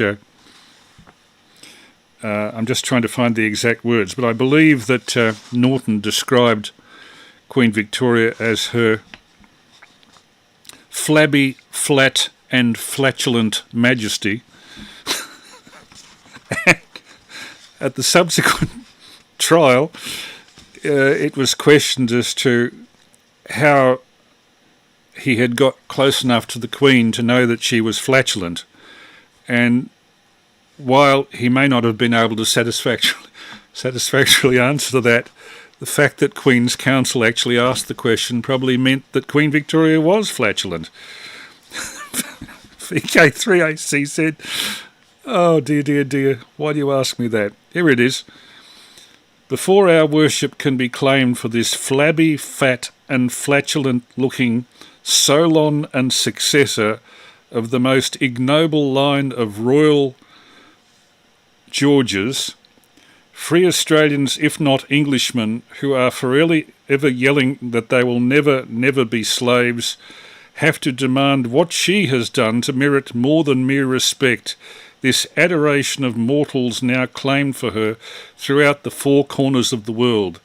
The attempt has failed most miserably. We are told, for instance, and that too in the columns of the Sydney Daily Telegraph, that reddest of red-hot organs of rampant democracy, that today Queen Victoria has reigned longer on the British throne than any other sovereign." And he comments, "To such utter drivel as this, the only possible reply is bosh. Truth, while willing to pay its humble yet respectful tribute to Queen Victoria as a daughter, wife and mother, refuses to recognise her in her any other than ordinary ability as a queen, in which capacity indeed she is beneath mediocrity when compared with that red-haired rampageous hussy, good Queen Bess." So in 1896, that was pretty hot stuff. I'll hand it round to Dave. VK3ECG, VK3AML. Yes, VK3AML, VK3 Echo Charlie Golf. Yes, good evening, everyone. Well, that's a pretty interesting declaration of comments about sovereignness. As you said, it would require a certain amount of knowledge. On the other hand, I suspect that one could make an educated guess as to some of those functions in a person of that age. So there we are. It probably wouldn't have been too far from the truth. I suspect that the royal diet was somewhat rich compared to a lot of their subjects, if you like. Yeah, fascinating. I really enjoyed the videos. It worked very well. I'd seen a few of the videos, I think, that Steve had up on his channel, but there was quite a lot of different material in the ones you showed tonight, which was fascinating, and it's certainly a very beautiful place. I haven't ever been to any of those little islands. I have been out to Nauru and Norfolk Island, so in the Pacific, and they are absolutely fascinating places. I went out to work at both of those places actually, which was a very interesting experience. Again, you're there for far longer than your actual work time, simply by the needs to get onto the island and get off the island and islands and so on. But the sort of, the politics of those places is absolutely fascinating, and as indeed is the history. Nauru particularly, absolutely fascinating in its sort of modern history era, and of course Norfolk Island for a more fascinating older history as well. But no, amazing places. Yes, very sad news about the collapsing building and so on, and as I said, it's part of an area of activity in terms of my work, that when we get involved with these sorts of cases, which is fascinating, but it can indeed be quite challenging, as in fact would have been the plane crash. Very fortunately, it was common practice in air forces generally to do very good dental examinations of all of their aircrew, as that was often one of the major ways of identifying people following crashes, and is still used today. Although some of the modern DNA techniques have got so much quicker that they can almost catch up with the dentists, but usually the dentists get the answer first, I have to say. So it's fascinating. But the video worked very well, and I reckon there's about somewhere between about 25 seconds of an audio gap between the 2 meters and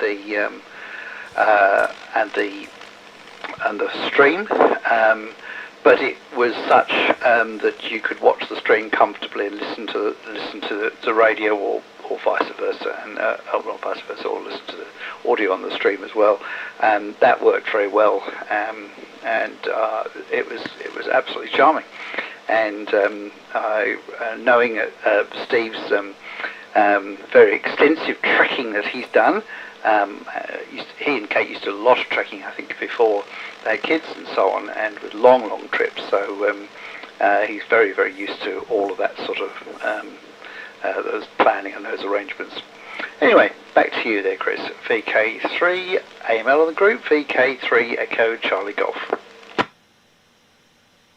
Have we got any other breakers there that would like to come in on this just before we go on? VK3AML, just standing by for any QRZ station.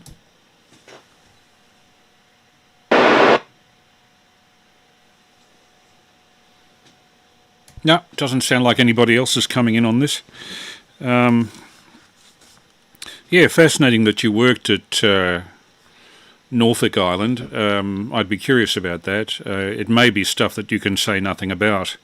I know that there was a forensic case there, I think it was a murder case on Norfolk, one of the very few that they've ever had.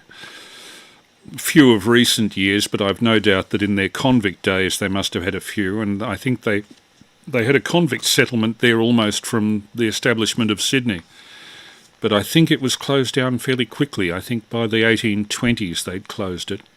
I think it had a couple of periods of being a convict settlement, but what an idyllic place. My friend Mike had a honeymoon there many years ago and brought me back a book on the place. So it's one of the places on my bucket list, although it's a very long way to go and fairly expensive trip in terms of aircraft. The number of aircraft that go there mean that you have to pay a premium to get there. It's a bit like Flinders Island. Flinders Island is only 2/3 of the way to Tasmania, but the local airline will charge you $500 return to get there from Essendon, so it's a place that it's more expensive to get there than it is to return frequently to New Zealand, simply because of supply and demand. There are fewer planes going there. Only one airline, Sharp Airlines. I'm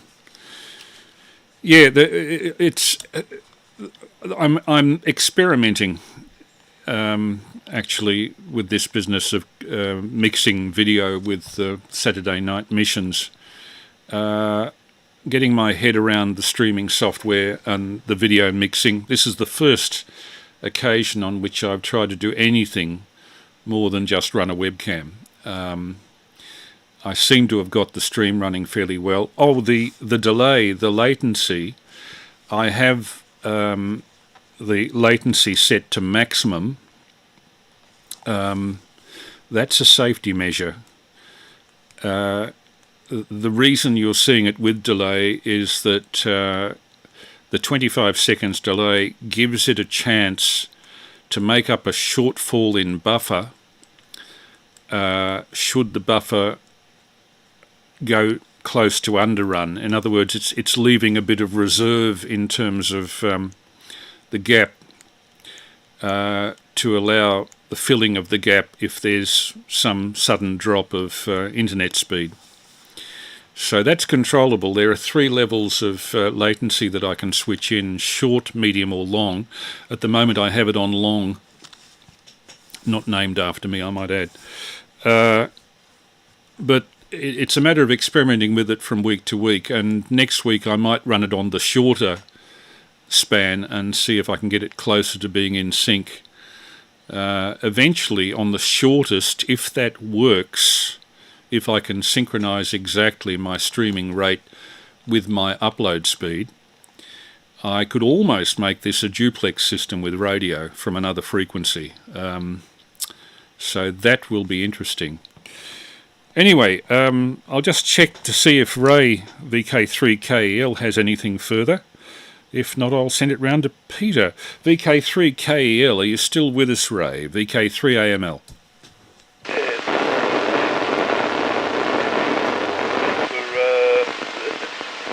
Efforts on radio. I hear you on Easy Pal and other things too as well. I've heard you before, but just couldn't remember your name. Excuse me.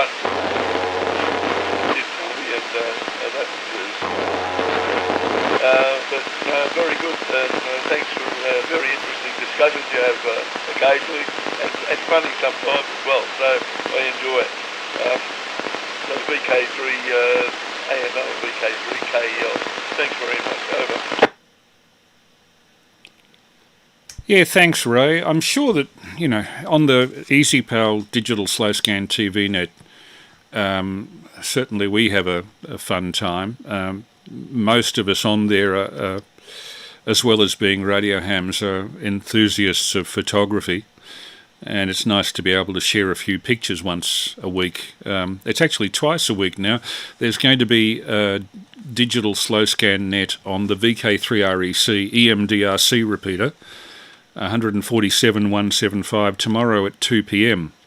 So if anybody's interested in digital slow scan TV, it might be worthwhile tuning in then. I probably won't be doing it myself. I have all that I can do to get involved with the Thursday night session without adding Sunday to it. And needless to say, I close pretty late on a Saturday night, so ham radio I tend to give a bit of a rest to on the Sunday. I'll just check on text chat here. Jeff Sylvester, 3VJS, says that he's been to Lord Howe Island, which I believe is about halfway to Norfolk Island. And that's an interesting spot. I've heard a few DX expeditions from there. And Rick Campbell-Drew for VK3CD. Hello to you, Rick. Glad to see you on the session. We've peaked at 19 viewers this week, and that's the greatest simultaneous number that I've had on this stream ever. So obviously doing external switches to video will work. And having said that, it just dropped by one, so somebody dropped off. like to hear more about your DX, Peter. Which particular bands and what exactly you're doing? Is it FT8 only, or are you actually talking to people? VK3ACZ and group VK3AML. Yeah, VK3AML and the group from VK3ACZ. Oh, wash your mouth out, Chris. Hi. No. I'm not happy with my computer, talking to another computer. But well, first things first, I was thinking that back in Henry VIII's day, as David would know from his history, you would have lost your head for broadcasting what you broadcast before about Queen Victoria. But then again, you wouldn't have had a 2-metre radio back in Henry VIII's day, so you're fairly safe. But I had a good chuckle at the description anyway, and I did write it down, not casting any dispersions upon poor old Victoria. She had enough problems of her own, I believe, particularly with her eldest son, but not to worry. Anyway, forgive me, I almost want to brag a little bit. I've just had one of those amazing days again, similar to what I had last week, where I had a 1-hour rag chew with a fellow in Edmonton, Canada on 20 metres. Today, all my activity's been on 20. I went over to Cyprus. It was my first contact long path to Cyprus. Raton, New Mexico, South Carolina, Grants Pass, Oregon. Then Livorno in Italy, Jaén, I don't know if that's how you pronounce it, Jaen in Spain.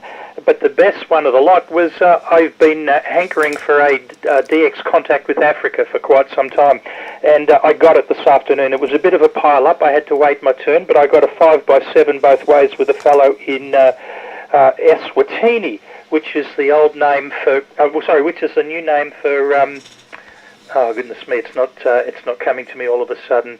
Wait a minute, everybody, what was the name of the place? No, it's not coming to me. Anyway, it's an African nation that's recently changed names. The only thing is, afterwards, he went QRT, only a couple of people after me in the pile-up, and I called out if anybody knew whether it was long path or short path, and I had one come up with both suggestions, so I don't know which one it was for Southern Africa there, but rather chuffed. I was just in the right place. I normally get killed in pile-ups, only running barefoot with 100, and that was with my end-fed long wire up a squid pole in an area away from QR Mary of the dirty inverter kind and roof solar cell kind and all that sort of stuff. So yeah, it's been a great day on 20 metres. Forgive me for crowing all about that. We'll get back to the topic for the next over. Back over to you, Chris, VK3AML from VK3ACZ. Yeah, on the odd occasions that I've had access to HF rigs for 20 metres, I've had some good results here too. Against what most people say, I think the propagation is still quite as good as it ever was. It's just that not too many people are on there, particularly in Australia. If you listen on a web SDR in Europe, you'll realise how crowded 20 metres is during the day. What I should read you, I should read a little bit more of this missive that was published in Truth in 1896 that got John Norton done for sedition. This is talking of Queen Victoria. To base claims to the praise and veneration of a free people upon the fact of outreigning that longest lived of the infamous 4 Georges is, as Dick Swiveller would say, coming it a bit too strong. But since Victoria had only beaten George III in the race of reigning by a single day this week, on the post by a bare nose, so to speak, she advises, or rather her political advisers advise her, to advise her sycophants to delay their public fawnings, quote, until she has actually completed a reign of 60 years. This will be in June of next year, 1897, till when, and for many a long year after, God save the Queen, if only to keep her rascal of a turf-swindling, card-sharping, wife-debauching, boozing rowdy of a son, Albert Edward, Prince of Wales, off the throne. But why delay the national rejoicings merely until June next? It is good to celebrate the 60th year of Her Most Gracious Majesty's reign. Why not delay it for an additional 40 years so that 100 years of her reign could be celebrated, when she might then be terrestrially worshipped and celestially deified? If it's right and proper to delay the bottled-up public rejoicings for 9 months in order to celebrate the 60th year, it is still more right and proper to cork them up for a period of 40 years in order to commemorate the 100th year. But this, in patriotic eyes, is mere trifling with a most solemn subject. Let us therefore try to treat it seriously and from a practical point of view. What then are Her Majesty Victoria's claims to a sort of second jubilee? It cannot be in any presumed merits of her immediate predecessors, because they were all notorious rascals. George I was a human hog, who, while he kept his wife shut up in prison for 30 years for alleged adultery with Count Condemaci, was himself a most ignoble lecher who maintained on English soil a numerous harem of horrid German harridans, over whom he kept watch and ward by 2 black eunuchs. George II, who was suspected to be a bastard himself, begot many bastards, his German Frau Queen Caroline acting as his female pimp. George III was a madman half his time, and when he was sane, he was more dangerous to the state than when he was insane. While in his mad moods, his sons and successors, according to Thackeray,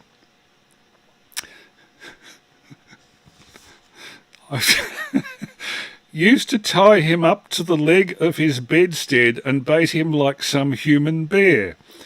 He too was a bigamist, having duly married and afterwards repudiated a fair Quakeress named Lightfoot, by whom he had many children.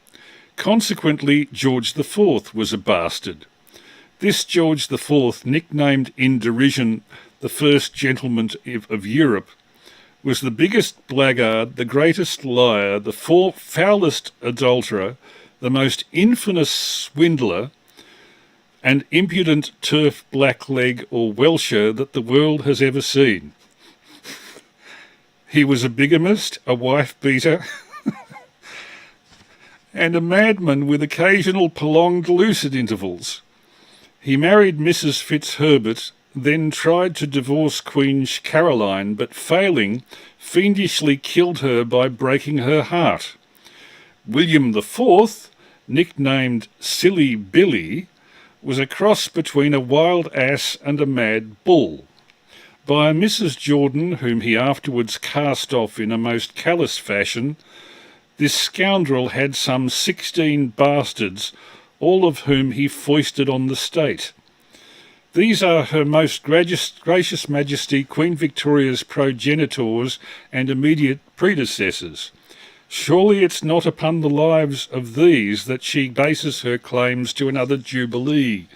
I won't go on with that, but it goes on with like that for 4.5 pages of a newspaper. I mean, this is unbelievable. This is 1896. The fact that it's actually survived in a library really amazes me, because you would think that the librarian of the time would have taken it out and burnt it. VK3ECG and group VK3AML. Yeah, VK3AML, just leaving a small gap there. VK3 Echo Charlie Golf. It's absolutely fascinating, isn't it? It really does go back to the whole of the wonderful Blackadder series, Blackadder the Third, of course, which dealt with the Regency period, and I mean, sort of a fabulous series, and Hugh Laurie is just magnificent in the role of the Prince Regent. It's just absolutely wonderful. But yeah, absolutely, it really is. It's amazing how people could do that. Of course, let's try to get away with the same sort of things today, but don't quite make it. and certainly not as overt. Now, of course, people just paint it as satire, and no one would dare take them on. But of course, satire has many faces. Yes, so islands. Yes, well, yes, Norfolk Island was a marvellous place. I really did enjoy it. You effectively could really drive around the entire island, really only in a couple of hours, allowing for stops and lots of photographs. I took so many photographs when I was there. But very beautiful, and beautiful bays, very rocky. There was almost no real landing places, extremely difficult to get in. You can't bring any large boats in. If they import cars, they were basically, I think they had them on two boats, with the wheels on the left on one boat and the wheels on the right on the other small boat, and that's how they're brought in, other than air freight stuff. But really, on beaches, it was incredibly difficult, and the roads, you just be really careful, because you turn a corner, there are cows on the roads and sheep on the road, hens and chickens and stuff on the road, and so on. But it is, again, an absolutely beautiful place, and you can see why it's quite a select sort of place to live. And yes, I mean, the history is fascinating. There was this sort of overflow from Pitcairn, of course, once that became too populated, and so moved a lot of people to Norfolk, and so you have the sort of the ex-Pitcairn and then the rest, and it's really quite almost two complete sort of cultural, historical groups really on the island. But fascinating, and everybody does a bit of everything really.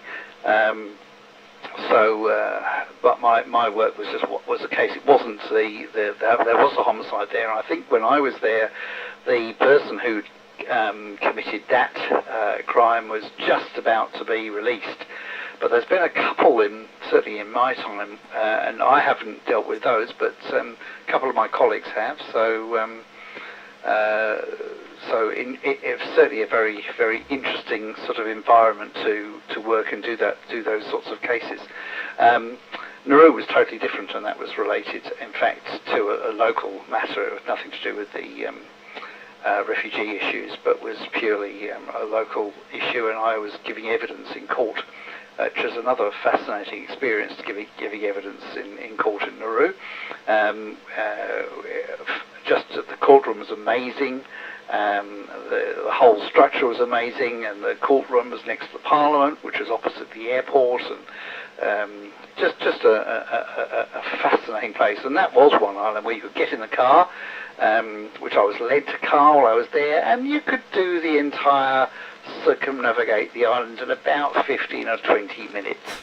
And again, no real beaches that you could use, because it's all volcanic and very, very nasty, hard, jagged rock all around it. But people used to swim in one of the sort of dock areas with a landing ramp and stuff like that, because everywhere else was actually too dangerous and which would skin you if you basically tried to swim across and make contact with the rocks and things like that. So a fascinating place, absolutely amazing, and one of the most remote places in terms of distance of sea around it, actually in the world. It's a long, long way from almost any other landmass, and only about 20k from the equator.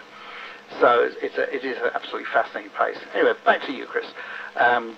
VK3AML group, VK3 Echo Charlie Golf.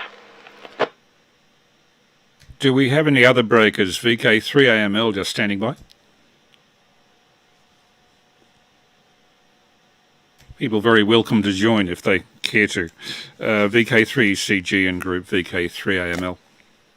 Well, yeah, very interesting. Nauru, I thought, was made chiefly of bird guano, and most of it had been dug up, was the story that I heard. I know that when they built Nauru House in Melbourne, I think it was an attempt by the people of Nauru to invest the money that they were making off the sale of guano for fertiliser, I presume, and put it into some permanent revenue-producing real estate.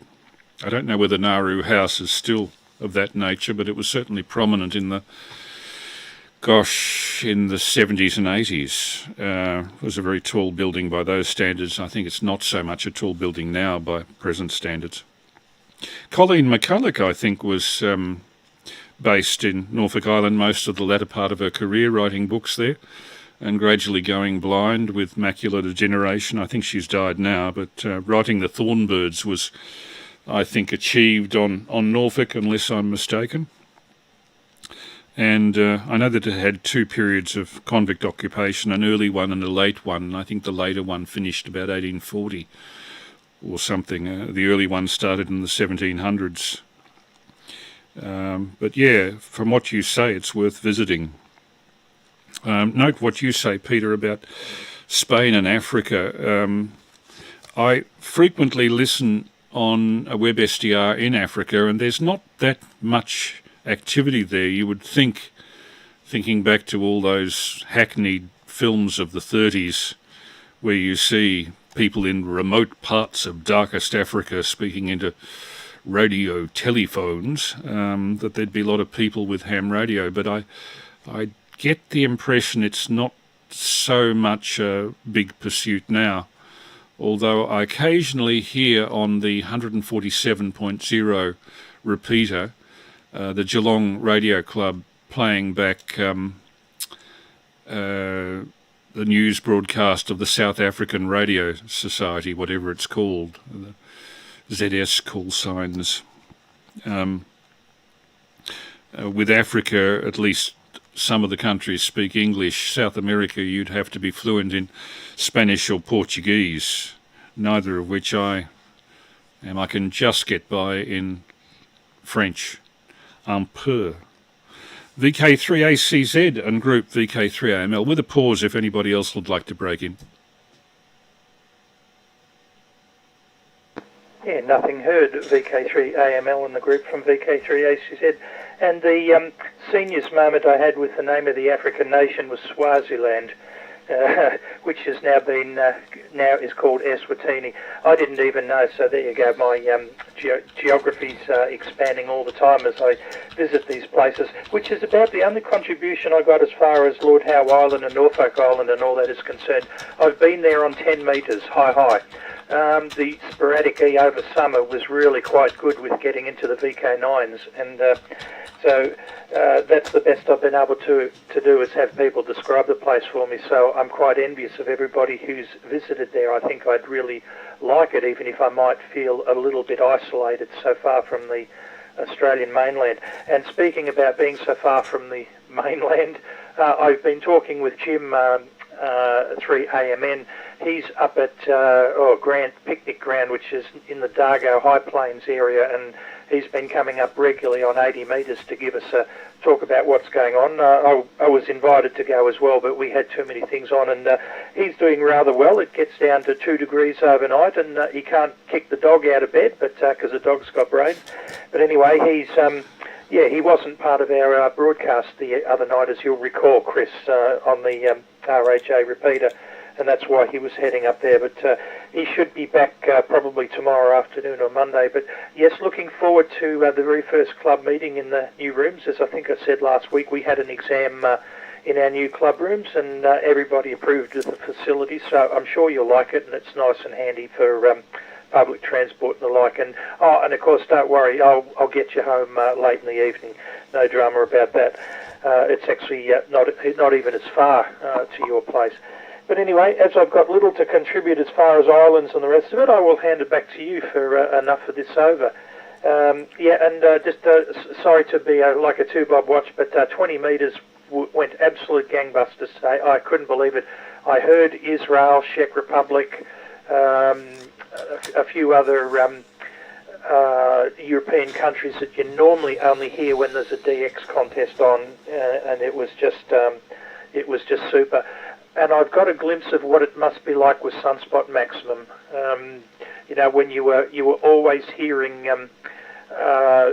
stations fairly strong, kilohertz away or something similar, and it was coming in from all directions. David, I'm assuming you've been around for a few sunspot maximums as well, so but me, if we're going to have one, it'll be my first one other than as a listener, so that'll be good. Anyway, back to you, Chris, VK3AML and the group, VK3ACZ.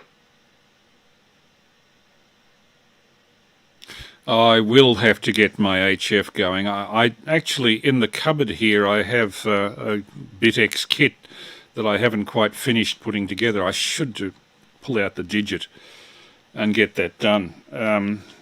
Just the last few days I've been doing some construction work on the next mark of the light beam transmitter. Instead of using Luxian LEDs at the 1 to 5 watt level, we've now got flat light LEDs at the 40 watt level.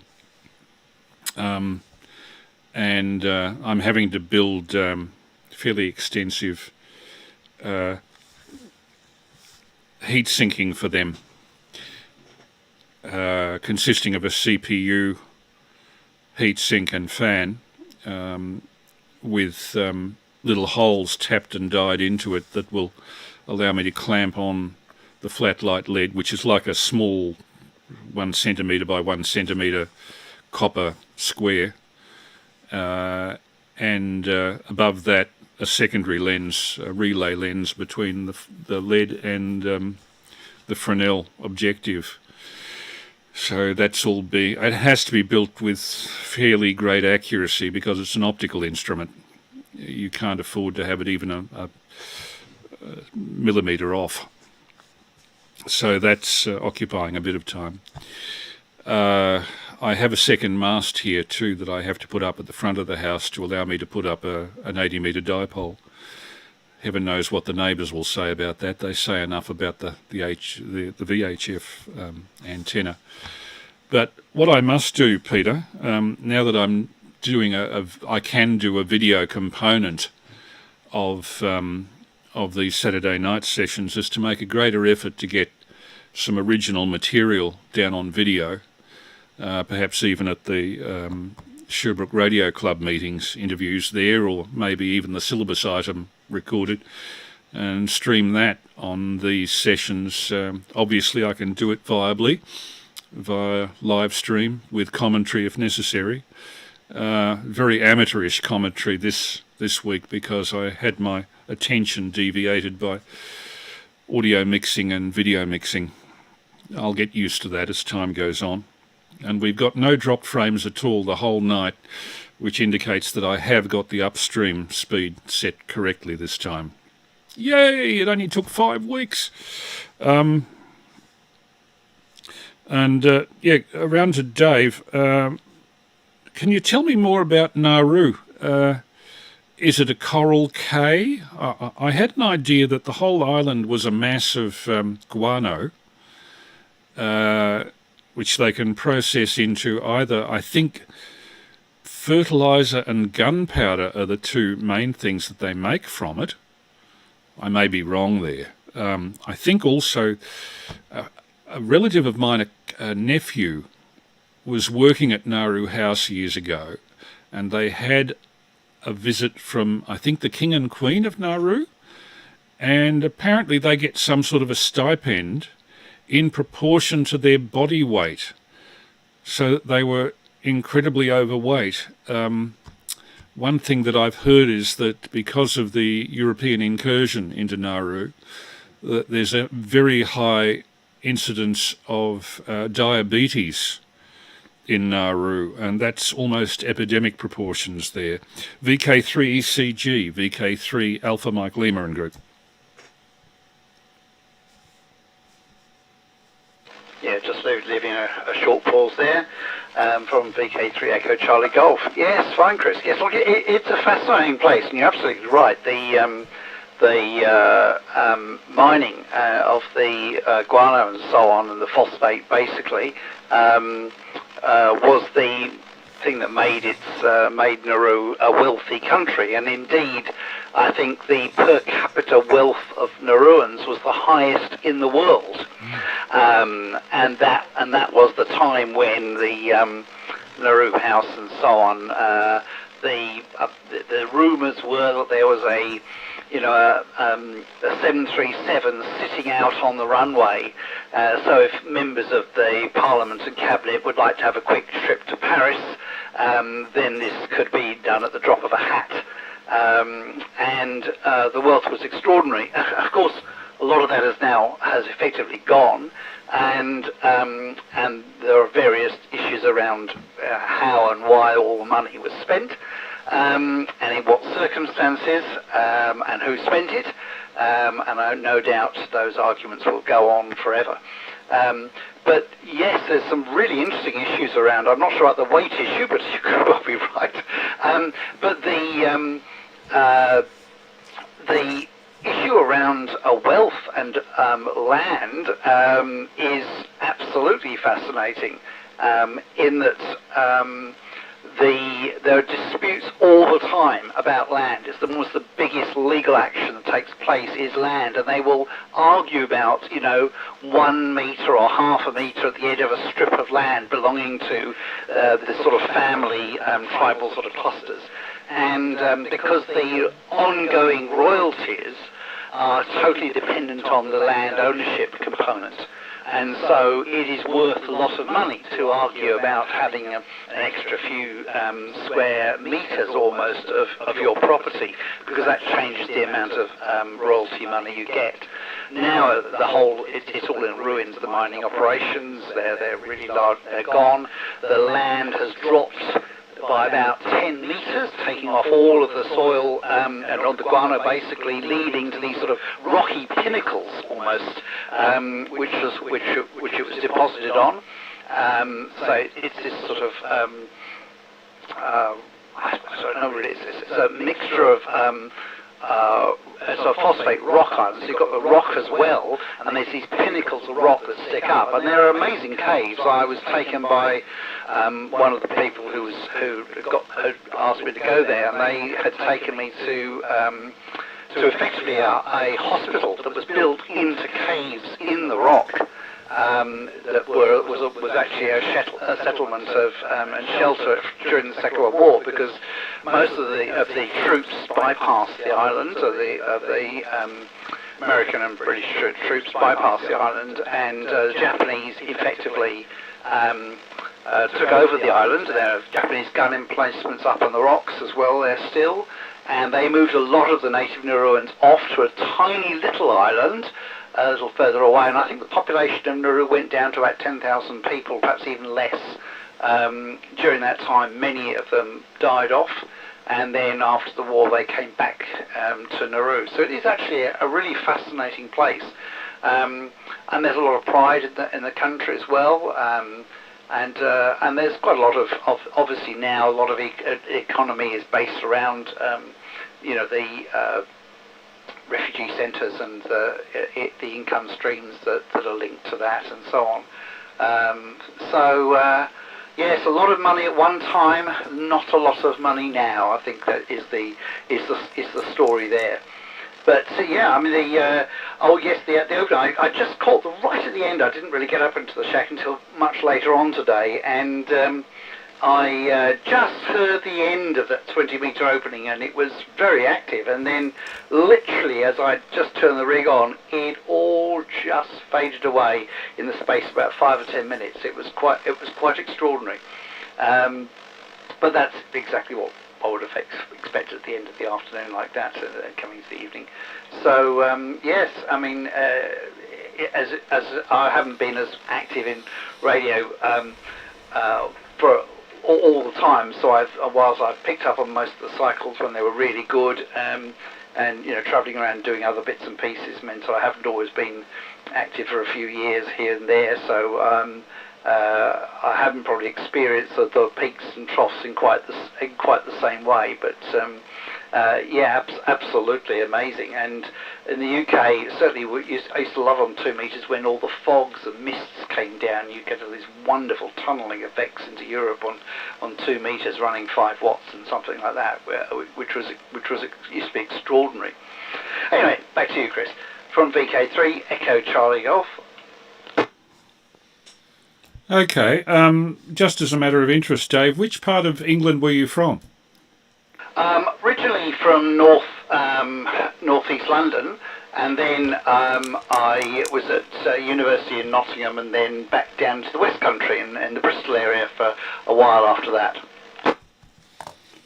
Okay, I have a few friends up Nottingham Way. I'm a member of the Narrowband Television Association. In fact, 1973 I was one of the co-founders of it, and a major mover within that organisation was an amateur named Stan Kujavinsky, who worked with a physics teacher, high school physics teacher, lovely guy, recently died, Doug Pitt, who was based in Nottingham, and the whole of the Narrowband TV Association, the British base was the Nottingham area for some strange reason. A lot of people get interested in technology up there for some strange reason. Must be a big technical school movement or something in that area, or perhaps just the weather's so lousy that they follow indoor hobbies that amateur radio is kind of in line with.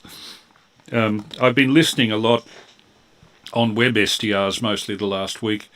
In fact, I found that on this stream I can also stream web SDRs. I do a bit of that. When I find anything interesting, I can live stream it, and people get the warning that I'm on, those that have subscribed to me. And I've heard things like digital slow scan being transmitted across Europe, particularly in France. It's popular. There is a new web SDR, more sensitive than most others in UK that I've struck so far, on the Isle of Wight, Wight, off the south coast. And I don't know where they've got their SDR, but it's virtually no noise there at all compared to many others in Britain, where the noise level can be seen on their waterfall display right across. Terrible.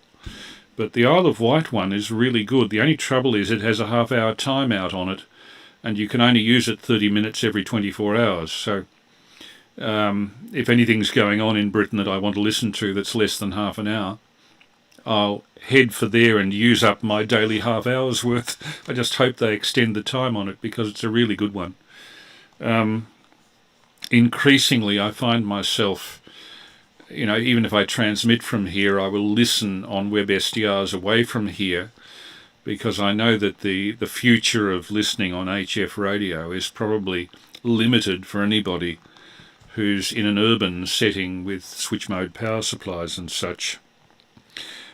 Just briefly going back to you, Peter, the date of the next meeting, the reason I'm asking, not during July, but certainly during August, my friend Mike, VK3AML, with whom I've done all of the light beam stuff, is going to be staying here with Prue and me for a couple of weeks starting on the 1st of August.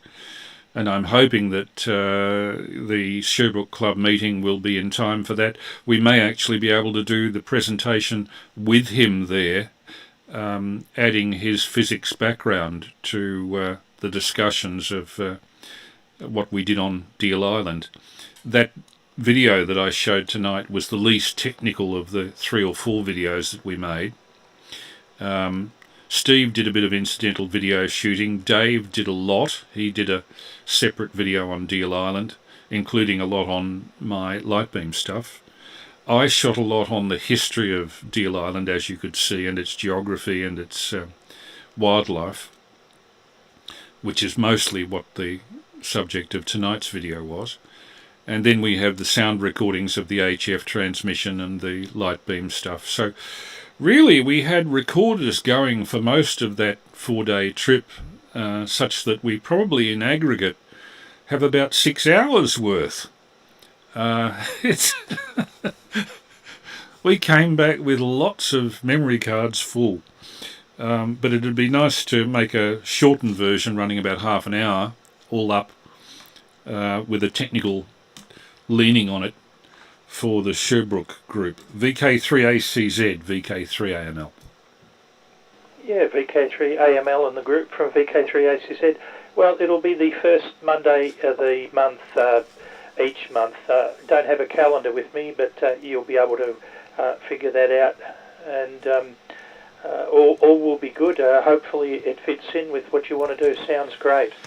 On the subject of SDRs, yes, last night I was encouraged to have a look. I'm a regular listener to Clint 3CSJ's astronomy broadcast on 3541 at 10 o'clock on a Friday night. Just giving him another free plug, because it's a great program if you're into that sort of thing.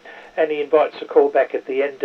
Anyway, my usual thing is to have a listen on some of the SDRs, and he was running as per normal. You know, he was, I don't know, something like 20 over 9 in Perth and 9 plus over in Rotorua, and I went over to Hawaii. Yeah, he's 5 by 7, and went over to the west coast of the US, and he was 5 by 5. And I was all encouraged by that. I couldn't wait until the broadcast finished so I could have a go at hearing myself on the SDR.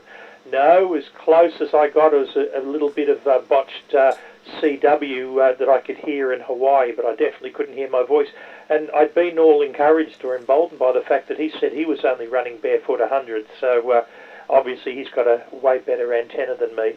And so, yeah, the SDRs open up all sorts of possibilities, but I'm just wondering if you'd consider Echolink just for being able to get into the repeaters and have a listen around the world. I suppose it's not quite the same thing. The SDRs are one of the best inventions ever in some ways, but I fear it's the way radio will go eventually. And yes, you're absolutely right about HF being a bit problematic. That's why I'm going portable up into the hills with the squid pole and everything just to get away from it. When my neighbours start growing their illicit crops, oh dear, and the constabulary, no, obviously these they're not doing anything about it, but I have strength 7 to strength 9 noise right across 20 and 40 metres until the crop is harvested, and then I've only got a couple of weeks grace before they start the next one, so I'm really forced to go out portable. But I despair too, though, that I'll be talking to somebody who will be listening to me on an SDR near my location. I definitely don't want that. I want to be making the journey to do the actual DX, because that's, for me, the real thrill is, you know, sending that tiny electrical signal, you know, only enough power to light a torch globe, but getting it to bounce off the ENF layers and do wondrous things and bounce off the oceans and all the rest of it does. Or the caudal hops especially, which must be what happens when I get 5.9 both ways on a long path to Europe. But anyway, sorry, I'm digressing a bit again. Anyway, back to you, Chris. Oh, I have one other query.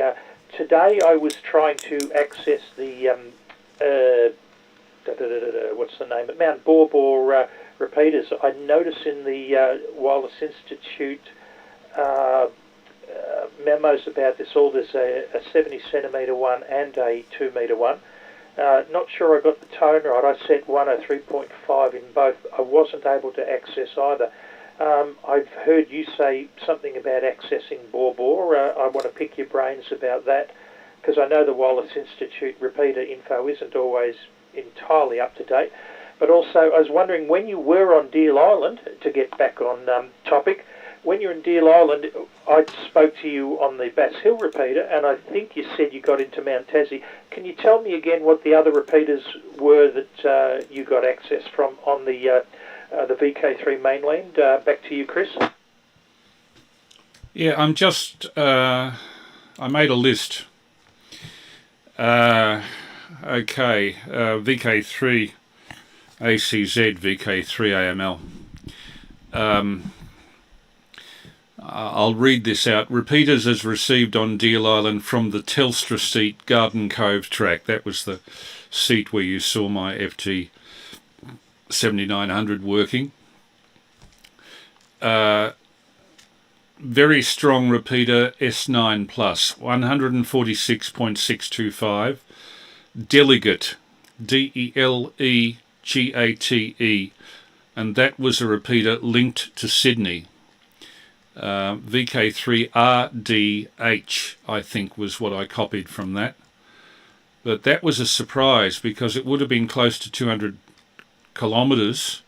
I might have been getting it on ducting. We were there in January. Of course, it was a hot day and you could see a little bit of temperature inversion on the horizon, but Delegate has terrific coverage. I don't know exactly where it is, presumably up on a mountaintop near Delegate. That's up on the high plains somewhere.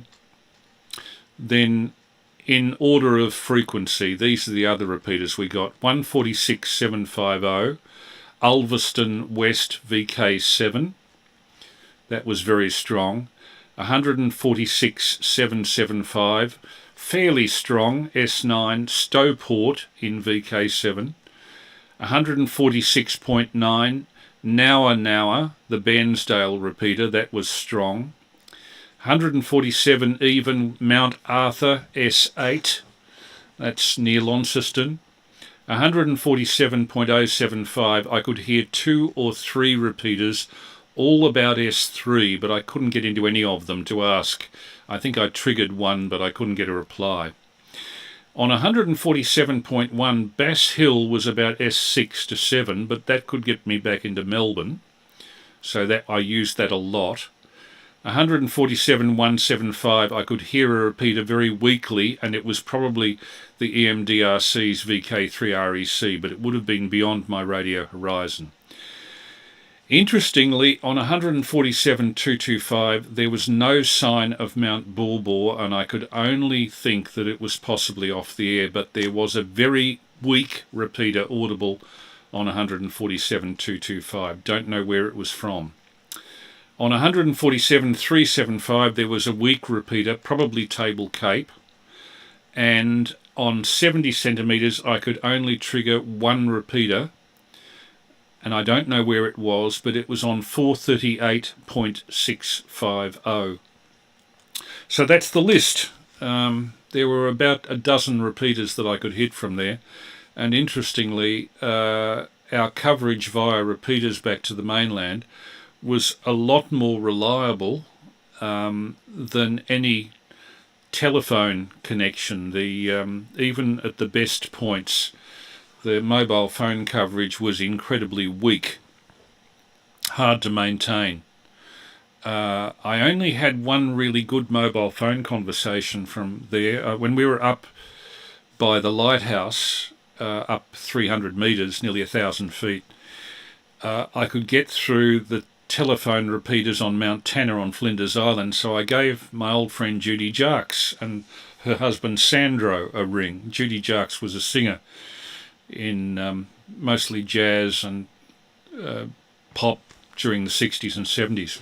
Appeared on the ABC TV a lot, and now retired, living at Killiecrankie Bay on Flinders Island. So I gave her a ring and had a chat to her about what the surroundings were like up at the lighthouse. She'd never been up to the lighthouse site. She'd been to the settlement down below.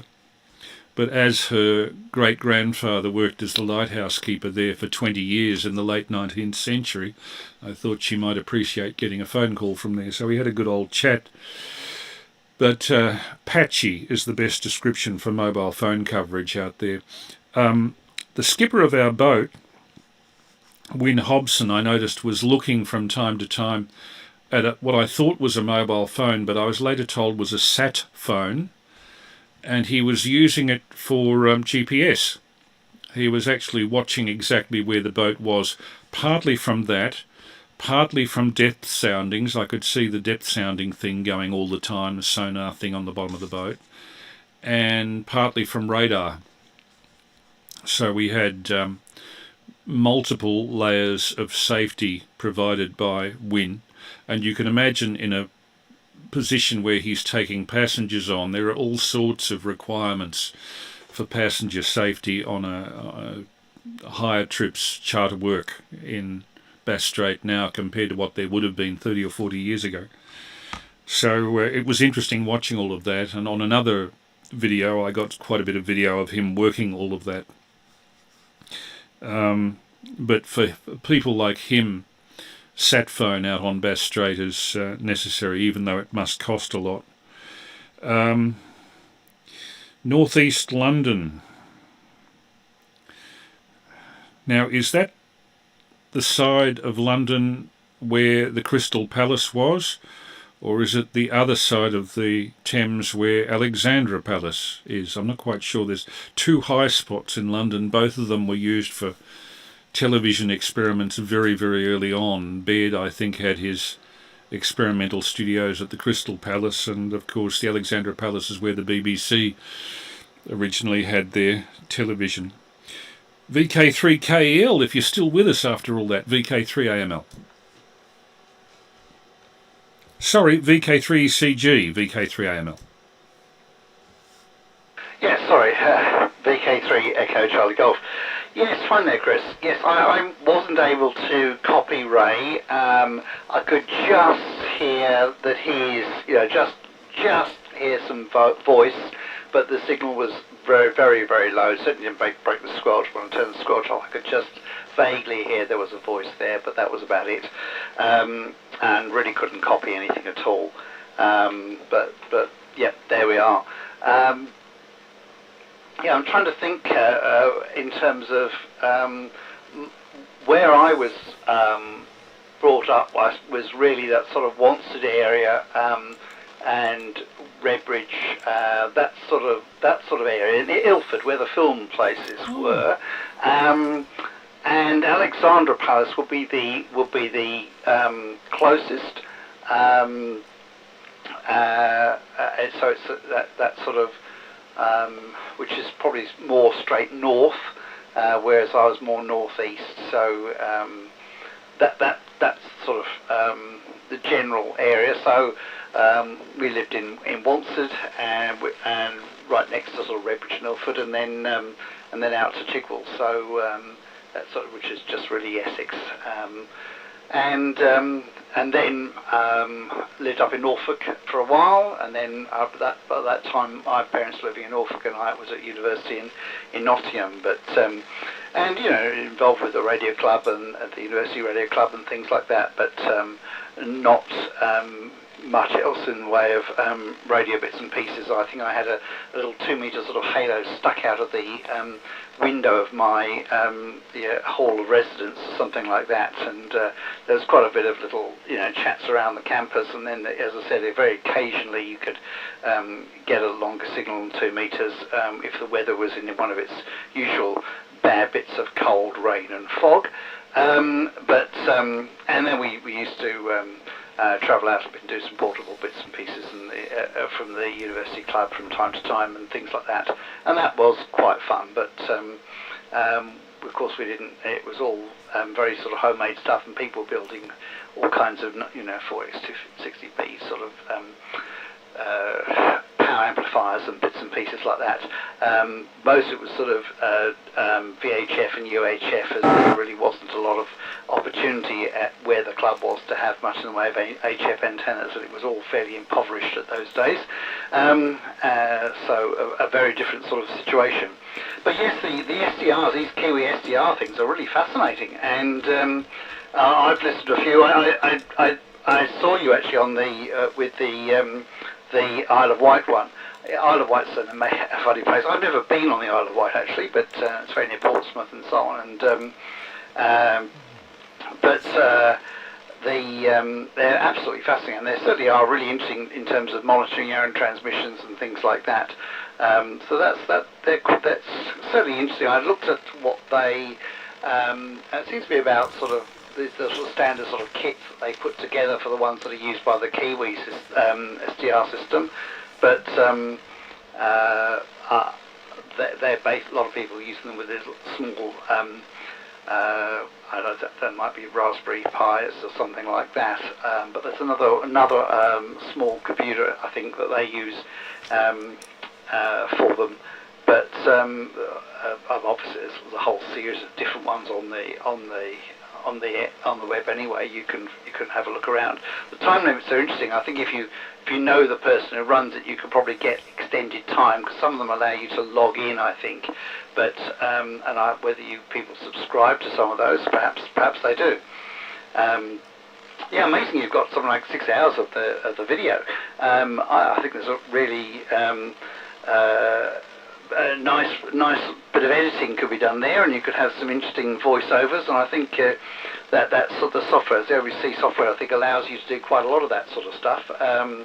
and develop your own sort of embedded other image sets and stills and graphics design things I think are all possible there, aren't there, as well? So that probably would be a nice opportunity. But as you say, if you get if you choose the other latency, and if the streaming service is working so that you don't require that degree of latency delay, then doing some live interview type stuff and so on would certainly become possible, and I'm sure that would be absolutely fascinating. Anyway, back to you. VK3AML, VK3 Echo Charlie Golf. Do we have any breakers there? VK3 Alpha Mike Lima just standing by. Yeah, I'll have a go. VK3JIA. VK3 still here, and I've got to go now, so thank you very much. Hello, VK3JIA. Yeah, guys talking to me. Hang on, am I transmitting? Hang on. Hello, testing. Yeah, VK3KL's on there. Sorry. Thanks very much, and cheers, and very pleasure listening to you both having a good old reminisce about radio. So, over. Yeah, thanks, Ray. I'm sorry I didn't know you were still there. I assumed with the last one you were going to be heading off, but always appreciate the interest. So thank you very much. The others apparently are having a little bit of trouble hearing you. I'm on a high spot. I've got a good view to the east as well as the west, so that from here I'd probably be hitting you reasonably okay. I'm also running 30 watts at the moment. The other rig can run 80 watts, but unfortunately I can't get access to its voltage-controlled oscillator. It has no digital input on it, so that I can't get really good audio quality out of it, as I can with this one.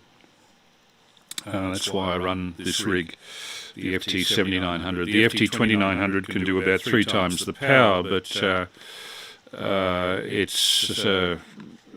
surface mount means that I can't get into it to make any modifications to take external inputs, not that I'm aware of anyway. But yeah, look, do call in again, Ray, and thanks for your input. And I note Anthony, VK3JIA, is with us. Did you see any of the coverage on internet, Anthony, or have you just been listening on the radio? VK3JIA, welcome. VK3AML. No, neither, Chris. VK3AML with the group. And apologies, I didn't hear the other stations. VK3JIA mobile. Oh, there goes my phone. Just coming up to the Glen Shopping Centre, I had an emergency run for the stupid cat. One of Alana's cats took ill, so I had to drive all the way up from Leongatha to get the stupid thing to the vet. And I've said that if it happens again, I'll send it off to the guitar factory. Anyway, the cat survived. I ate something that disagreed with it. So that was sorted out, and I'm just doing the return voyage. So yeah, sorry I missed the whole show, but anyway, maybe next week. VK3AML on the group, VK3JIA, just near the Glen. Yeah, no worries. I wondered why you were so strong. I was getting about 50 over 9 at the Glen, which is only 2 kilometres away.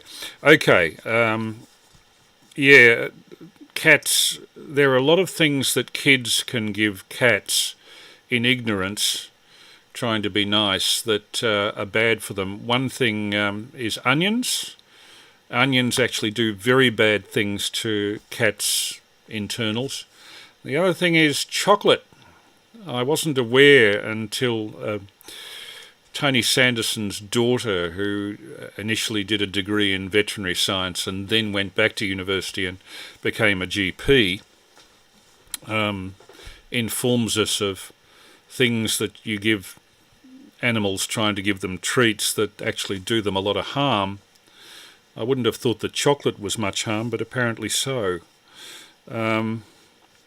So that's the situation. Gee, you do a lot for that family, Anthony. I know it's in your nature to do that sort of thing, you being, involved with Salvation Army, who have personal sacrifice as one of their tenets, but boy, having to drive from Leongatha to look after a family friend's cat. That's a big ask. So I admire you for it. Now, what else? Mount Baw Baw. I can get into Mount Baw Baw, but Mount Baw Baw always seems to be monstrously unreliable. Either when the wind blows on it, which is frequently, it gets crackly, or it gets co-sighted interference. It has terrific coverage, but it's monstrously unreliable, Peter. It must be a pain to have to get up there to fix it, because I know it's a remote site. I think self-powered. And it's up 5,000 feet, so it must cop the worst of all winter and summer weather extremes. But I don't know very much about it beyond that. VK3ACZ and group VK3AML. Yeah, VK3AML in the group from VK3ACZ, and good evening there, Anthony. I'm in Baronia, and you're well over 9 with a bit of mobile picket fencing, but still pretty good signal. And yeah, Chris, thanks for your information about the repeaters. That's quite interesting. I was trying to follow on my Wallace Institute list, and I didn't hear you say Mount Tassie, so I'm assuming you were able to get into that, or you mentioned it and I missed it. The one you did say, the 70 centimetre repeater, 438-650, I believe that's 7RAC at Table Cape. I got into that a couple of months back with some nice little troppo at 1:30 in the morning, and I thought, oh, this is going to be another... I triggered the Coffs Harbour 6 metre repeater at 1 o'clock in the morning, and of course there's nobody around to talk back. And this one I thought, well, 1:30 in the morning, it's going to be exactly the same. And no, I imagine my surprise when the VK7 came back to me. He'd got up to get a drink of water and didn't realise he'd left his radio on, so he heard me calling on it. So we had a nice little chat, and as he informed me, that one's linked right down through Launceston and down into Hobart. So that was nice to be able to do a considerable distance. I don't mind a bit of troppo from time to time, albeit hit and miss. But yeah, anyway, so if you can just come back about what the situation with Mount Tassie was. I just had to go this afternoon at getting into Baw Baw. It's not something I contemplate where I am normally, because I've got the Dandenongs in the way, and I can't even get RLV. I remember back when I was a young bloke, that one used to have an electronic voice ident like REC does now, or every second time. REC's also got a Morse ident as well, which comes up from time to time. But anyway, enough waffle about that. Back to you, Chris, VK3AML in the group, VK3ACZ. VK3ACZ and group VK3 Alpha Mike Lima. Yeah, interesting. Thanks for the tip on Table Cape. I didn't know very much about UHF, and I must say that from Deal being about 100 kilometres from the mainland, 2 metres was a hell of a lot more useful than 70. A lot more was audible on 2 metres than 70. And if anything, that antenna is higher gain on 70 than on 2. So it wasn't antenna gain that was at fault. It was obviously 2 metres was propagating over the horizon from more repeaters to Deal Island. Though it is, Deal Island is the northernmost inhabited part of Tasmania, although its permanent inhabitants are 2. Population of 2 usually, and they're the 2 people that are there for 3-month stint with Friends of Deal Island, the voluntary group, and they have 4 2-man mannings of the place per year. Usually they're people with a farming background, reasonably fit, that are prepared to put in a bit of physical work on things like mowing the lawns and maintaining fences.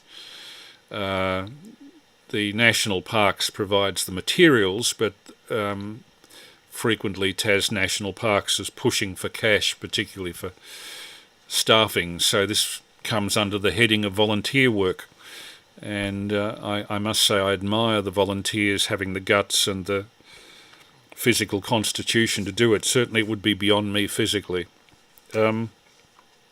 Mount Tassie, yes, I spoke. We had, each of us, the whole four of us, had Baofengs with us, little handhelds, cheap handhelds, that we all had set on 147.475, as a matter of fact, and we were using that as a liaison frequency across the island, because basically any 5-watt radio on an island that's only 4.5 by 4.5 kilometres can hear any other station, regardless of whether they'd line of sight or not in that area.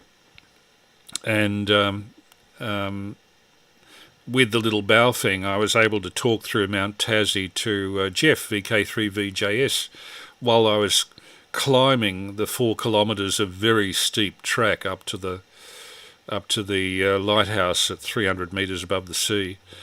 It was a hot day. It was 26 degrees, being in the middle of Bass Strait, very humid. So we were all sweating like pigs. It wasn't very pleasant. The track itself, although it was a well-marked four-wheel drive dirt track, it was covered with a thick layer of she-oak fronds, she-oak needles. So with the steepness and our tiredness and the heat and the humidity, it was easy to slip, and I slipped several times, fortunately not managing to damage very much. But Jeff VJS will be able to attest to the fact that I was panting and carrying on like I was in my death throes, particularly on the steep bits, talking to him on the Baofeng. But that Baofeng was working through Mount Tassie from up there, so we did use Mount Tassie quite a bit. We also used Mount Tassie as a coordinating repeater when we were setting up the light beam, aiming the light beam. And initially we couldn't see anything on the coast, and they couldn't see us. And eventually Chris Morley, who's an amateur astronomer, worked out with a map and with GPS, looking at the constellations near the horizon, which star we would be under in terms of angle.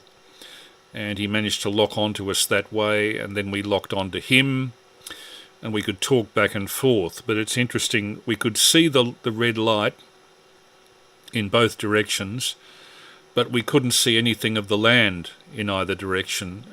The red light was getting through the mist, but most visible light, green, blue, and the rest of it wasn't. Interesting physics effect. Anyway, round to Peter, VK3ACZ. It's almost getting to the point where we'll have the final go-round. VK3ACZ and group, VK3AML. Yeah, 3ACZ. I think it's Dave's turn, but I was just going to say, in response to the errand of mercy from Leongatha into Glen Waverley, cats are worth it. I just adore cats. I think they're the most misunderstood and maligned creatures sometimes, but you get a good one and you know you've got a real friend. My little buddy that I had for 20 years, who's now Silent Key, he got feline kidney disease, and I would have given him both my kidneys. Anyway, back to you, Chris. Gosh, okay, sorry, I should have handed it to Dave. But oh boy, yeah, there's another amateur, Steve Harding, whose call sign I always forget. He was a member of Gippsland Gate, a good friend of my predecessor with my call sign, VK3AML, Tony Sanderson. He had a cat named Poseidon, sort of an orange tabby, and Poseidon had all sorts of congenital defects. It was a very lovable cat, but it had to have its knees reconstructed, like a person, you know, with a kneecap and everything. And it wasn't the $6 million cat, but it was, I think it was the $6,000 cat. Anyway, with that, I'll hand it round to Dave, VK3CG, VK3 Alpha Mike Lima. Yes, VK3AML in the group, VK3 Echo Charlie Golf. Yes, well, cats, dogs, etc., etc., they can be very expensive creatures. We have a few in this house. In fact, at the moment, I think we have my daughter's cats here. I've got our dogs, and there's a couple of rabbits as well that are house rabbits, so they sort of, well, they're confined slightly, but they basically have a large area to themselves, which is extraordinary. But anyway, I won't go into that. The interesting thing is the sort of reactions between the dogs, rabbits and cat.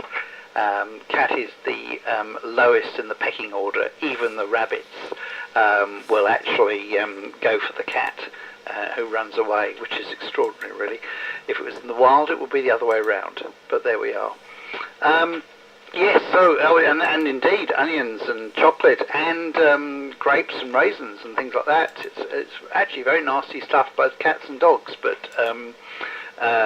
we're more worried, I think, about the dogs, and that's usually the way, because the cats don't usually tend to get very excited by those sorts of foods, and dogs will just go for anything that's there, and so they tend to get larger doses of most of these nasty things, and yeah, and most of the sort of onions and those things can do quite nasty things to dogs and cats. It gives them an anemia. They get hemolytic anemia, and and chocolate is a bit like an animal being given methamphetamine, basically. Has very similar effects to dogs and cats. And don't ask me what methamphetamine does, because I don't know. But I would imagine it have a very similar effect. But there we are. So a bit of toxicology and animals, but I can see why there's a real need to rush off and get them treated, because it certainly is something that's very sad when it does happen. I could just catch Anthony. I think one of my problems is I'm sort of being in the sort of North Warradite. I've got quite a few big hills between me and even Baronia. So while you come in well, Chris. And so does Peter. I really wasn't getting Ray and Anthony. I could copy okay, but was well down in the noise. But there we are. A good errand of mercy, and an important one. Yes, I won't hold it much longer now. Thanks very much. It's been a fascinating evening, and I very much enjoyed watching the video. And I'm sure there'll be some other edited moments with some outtakes. I think will be rather nice. I'm sure there will be plenty of outtakes. But there we are. So I wish everyone 73s, and put it back to you, Chris, and good night, Peter, Ray, if you can hear me, and Anthony as well. So VK3 Echo Charlie Golf. Cheers. Sounds like it's round to you, Anthony. VK3JIA. And everybody sympathises you with the cat situation. Are you still with us, Anthony? VK3JIA, VK3AML.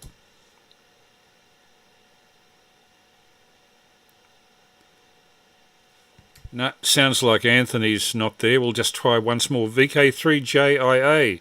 Are you still around, Anthony, or have you headed off? VK3AML.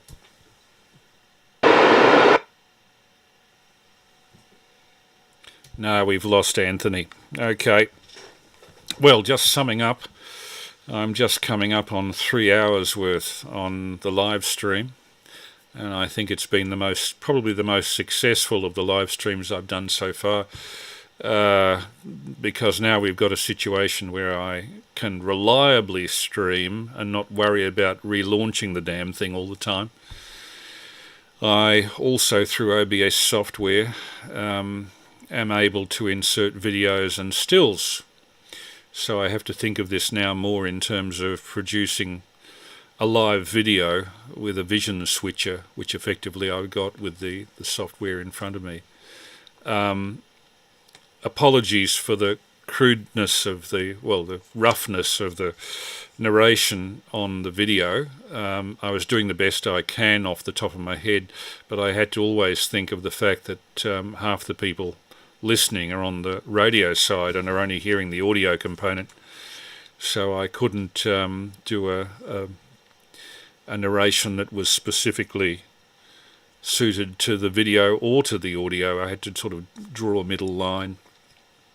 But it's been an interesting experiment. And on future occasions, what I might do, actually, as people are interested in such things, is a talk a little bit of a talk perhaps next week, for part of the time anyway, on web SDRs. I can actually dial them up on my screen here, and I can actually live stream my screen showing the waterfall of various web SDRs, just as a matter of interest. There are some very good ones in Belgium. ON5KQ has an 80-metre horizontal loop around his property, and he's in southern Belgium, north of the French border, and has a very quiet site. The Isle of Wight we've mentioned, that's a very good one. There's one at Weston-super-Mare, which is pretty good. Then in Germany, there's a silent one. This is out of the hundreds that I've tried. Most of them are noisy or have inadequate antennas or inadequate reception, but these are the ones I'm mentioning are particularly outstanding. Upper Bavarian Forest in southern Germany, or is that Austria? I'm not quite sure. There's a receiver there that's worth listening to if you want to listen to Eastern Europe. In the extreme north of Wales, on the North Welsh coast, there's another one with a 30-minute timeout. But in America, there are two that are particularly worthy of note. It might be worthwhile noting down if anybody's interested in such things. In a place called Raleigh, as in Sir Walter Raleigh, R-A-L-E-I-G-H, North Carolina. In Raleigh, North Carolina, in from the coast, there is a very quiet location that an amateur has there with a good HF receiver for the east coast of America. And then my friend, who I've had a lot to do with over light beam transmissions and have actually visited, Clint Turner, KA7OEI of Salt Lake City, a place called South Jordan in the south part of Salt Lake City, has, with his local Utah amateur radio group, set up what really must be the best SDR in the world at the moment. I'd stick my neck out to say this. They've taken over a military antenna installation in the northern uninhabited part of Utah, which has a military receiving antenna with a log periodic array on top of it. Nearly 150 feet high, I think, is the antenna. And the log periodic array is capable of tuning from 3.5 megs to 30 megs. It's enormous, and it's permanently pointed east. You have the choice on the northern Utah web SDR of choosing the east-pointing log periodic beam, broadband beam, or of using a vertical omni. And it's in a place that's so quiet, so far from human habitation, and so beautifully set up with high-speed internet that it is, I think, the best SDR I've heard. But the guy running it, Clint Turner, is an esteemed friend, a brilliant electrical engineer, and I use that term sparingly about very few people on this earth. I know two brilliant people. One is my friend Mike Groth in Hobart, who's a double doctorate, and the other one is Clint Turner, who used to be in charge of the main ground station for satellites in Salt Lake City. I think he's since taken retirement because Salt Lake City has had fibre optics installed, fibre optic cables across the United States, and that's made a lot of their satellite work redundant. So, next week, more on web SDRs. I'll hand it round for finals and then I think go for a close. VK3ACZ, if you're still there, Peter. VK3AML. Yeah, VK3AML in the rapidly diminishing group from VK3ACZ. Yeah, I'll make this my final too, Chris. And SDRs, despite my semi-disparaging comments in the previous over, I'm quite impressed with them. I think the generosity of the people who have them there is just amazing, terrific.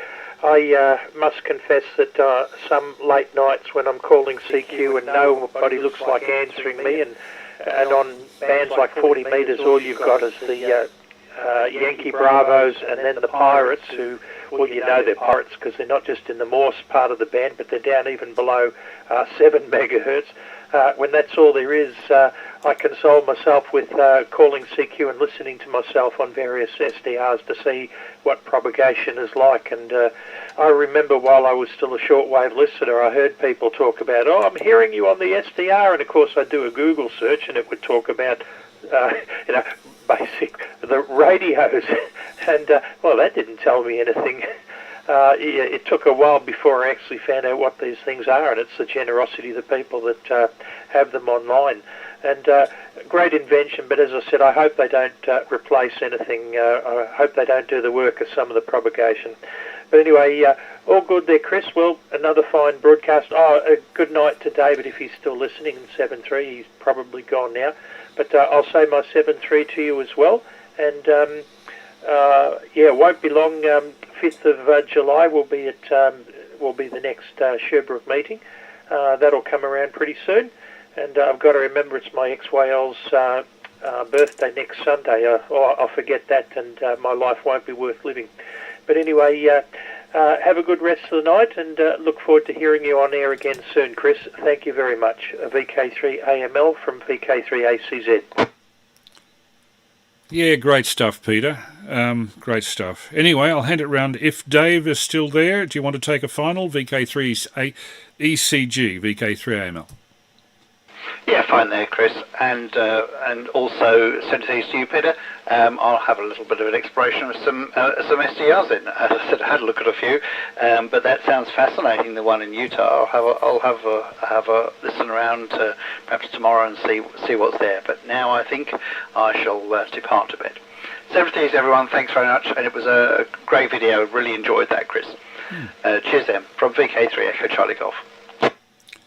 Yeah, thanks, Dave. It was an interesting experience live streaming it and adding an impromptu narration to it too while it went through. I think it indicates I can probably handle that, even if it's has to be done at short notice. But I will make usage of the video recording facilities I have here to collect a few more bits and pieces that I can live stream on here each Saturday night.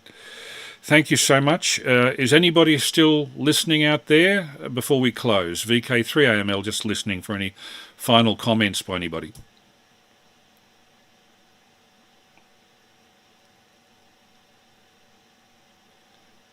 Nope, looks like that's it. Just answering the people on the stream. Terry Sims says that we have a little bit of echo. I've noticed that coming in. I think it's a timing issue between the two stereo channels for some strange reason that occurs occasionally.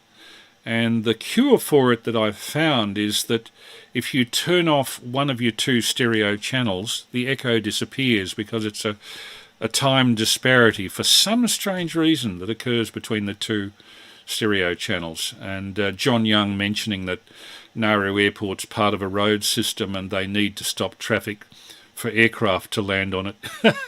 Gosh, imagine that. And thanks for coming on, John. Very much appreciate the people coming on the stream. We're down to about 8 people on the stream now, so I see we're closing up.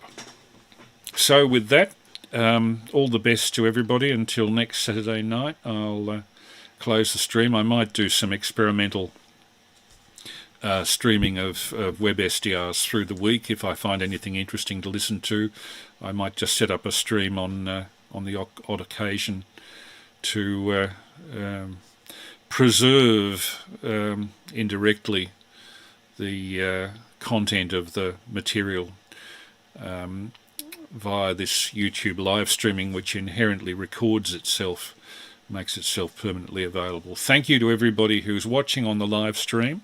All the best to you, and thank you to everybody who's exercised such patience with the usage of 147.475. We will start again 9:30 p.m. Melbourne time next week, next Saturday, which will be the 3rd of July, the end of the financial year. The 3rd of July we'll be back. All the best, people. This is VK3AML now signing clear of 147,475. And thanking all the people on the stream for